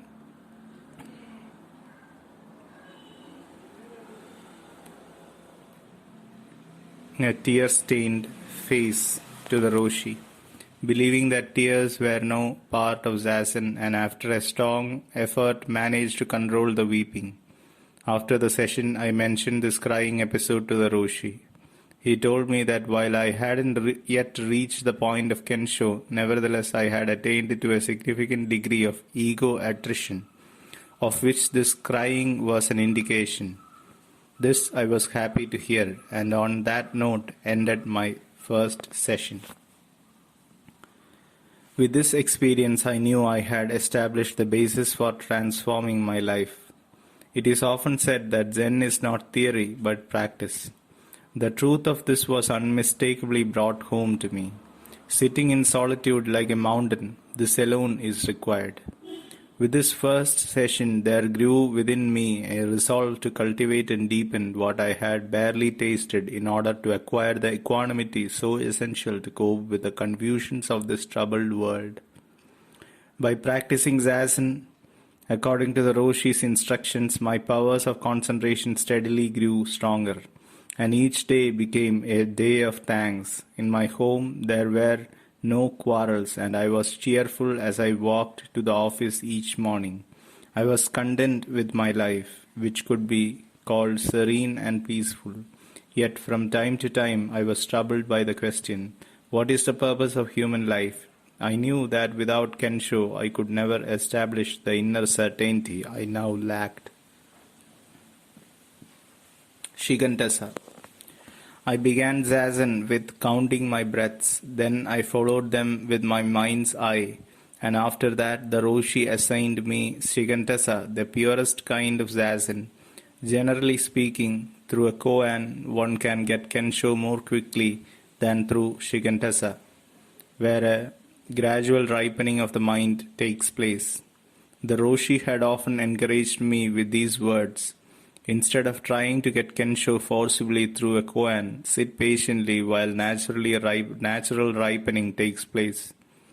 So I sat steadily, firmly convinced that the time would come when my mind, now like an astringent persimmon, would become ripe and sweet. The more Zazen I did, the clearer my mind became. Each time I sat down to Zazen, I would first regulate my breath, after which I would slip into deep concentration. As my practice progressed, I often experienced a condition in which I was no longer aware of my body and mind or of anything else. When I told the Roshi about this, he urged me not to linger in this world of the eighth class of consciousness, the state of purity and stability, but bravely to break through beyond. I felt, however, as though I were facing a silver mountain or an iron wall. I could neither advance nor retreat. Sometime later, during another session, I recall an incident when I got up alone one night and began to sit facing one of the sliding paper doors, which dimly reflected the bright evening sky, with a determined effort made easier by the deep solitude of midnight. I rapidly got into a state of profound concentration. My mind attained to such clarity that I felt the next morning would surely bring Kensho. Contrary to even the Roshi's expectations, but in spite of my dogged sitting, I couldn't reach no mindedness, and being by nature rather dull-witted anyway, I soon became seduced by the croaking of the frogs, whose voices were highly melodious, like of which I had seldom heard. This evening the chorus rang out sharply in the stillness. That's it, that's all, that's all, that's it. They seemed to be singing and mocking. A strange laugh bubbled up from deep within me. It became impossible for me to do pure zazen, and I gave up trying. At the following spring session, Mrs. Y, who was sitting next to me, came to Kensho and shed tears of gratitude and joy. Straightway, I decided that I would be the next, but in spite of my struggles, I could find no weapon in Shigantasa to break down the iron wall confronting me. At Dokusan, the last words of the Roshi were always, "Now push on." What I wanted, however, was a tool with which to push on, so I almost begged him to assign me the koan mu. This he did after the spring session, presenting me at the same time with a sitting cushion and a Buddhist amice to encourage me to strive on. Now all the tools were at hand, save one, the unshakable will to get Kensho at any price. As I walked home after the session, I made this vow. Either I get Kensho at the next session or else. The koan mu. Though I had been given mu practically at my own request, I couldn't do good zazen with it. Having practiced Shigantasa over a long time and grown accustomed to holding my mind like a flowing stream or a drifting cloud with no focal point, I found mu a formidable burden. Yet I sorely needed this tool to demolish the silver mountain. So I concentrated fiercely, trying to merge myself with mu, and gradually grew accustomed to it. In early autumn of 1955, I was again in session. Somehow I felt the session would be crucial for me. I knew that on me alone depended success or failure. At 4:30 a.m. of the first day, the Roshi, during his inspection round, told us conditions at this session are ideal. The weather is neither hot nor cold, and it is quiet. You have a splendid opportunity. I took his words to heart and gripped mu like a heavy hiking stick to forge my way through the narrow mountainous pass opening into Kensho. First day, second day, third day. Time passed quickly. My first attempts to grasp mu failed. I simply could not break through, bewildered and frustrated because I could not budge my mind out of the serene clarity into which it had settled. I strove desperately to cut through this mind state with the sharp sword of mu, now driven by an overwrought impatience, but to no avail. Earlier this year, at the spring session, I had also reached this realm of the eighth consciousness and had failed to penetrate beyond it. It was now apparent to me that I had never exerted myself to my very limits, and that if I was ever to get Kensho, nothing less than a superhuman effort could do it. This often led me to continue my sitting even after the bell had rung, signaling a round of walking. But I still could not break out of this cave of Satan, even with mu and the superhuman efforts I was making. I just couldn't crack this impasse. Kensho demands enormous psychic and physical vitality, but I was now 60 and had lost much of my former energy and resilience. Still, I refused to give up, continuing with mu without sliding back. On the fourth day, on my way to the outhouse, in the silence of twilight, I spied an old loquat tree. Its branches seemed possessed of a strange, indescribable solemnity. What I am seeing is absolute truth, I told myself. My mind, I knew, had progressed in awareness, and I returned to my sitting with renewed vigor. In the evening at Dokusan, I told Roshi what I had felt about the tree and asked him what it meant. You have reached a decisive point. There is only one more step. This is the last evening of the session. Do zazen all night. Fired by the Roshi's one more step, I was now ready for an all-night, all-out attack on mu. opening my mind's eye.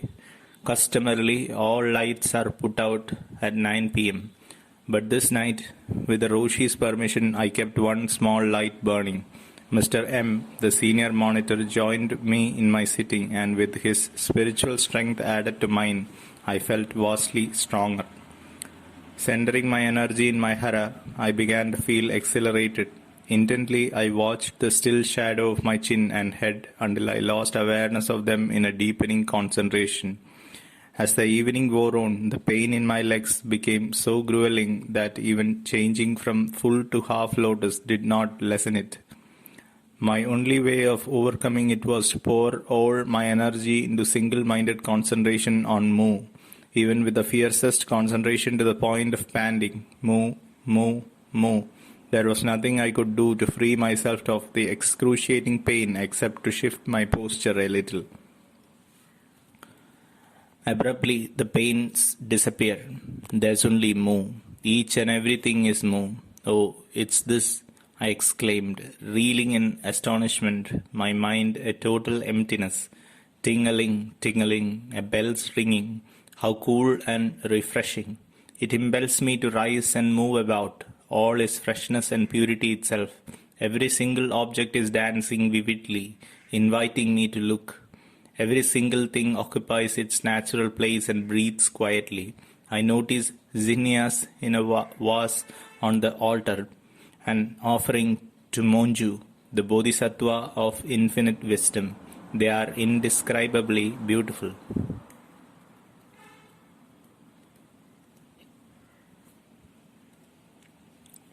At the next Dokusan, Roshi tested me and confirmed my understanding of Mu. A full Kensho awakening usually generates not only astonishment but also profound joy. But I neither wept nor laughed with joy. In most cases, it transforms one's fundamental outlook on life and death and offers a new and penetrating insight into the words. Life is vain and transitory, but my experience carried in its wake no such insights, for it was but a touch of enlightenment.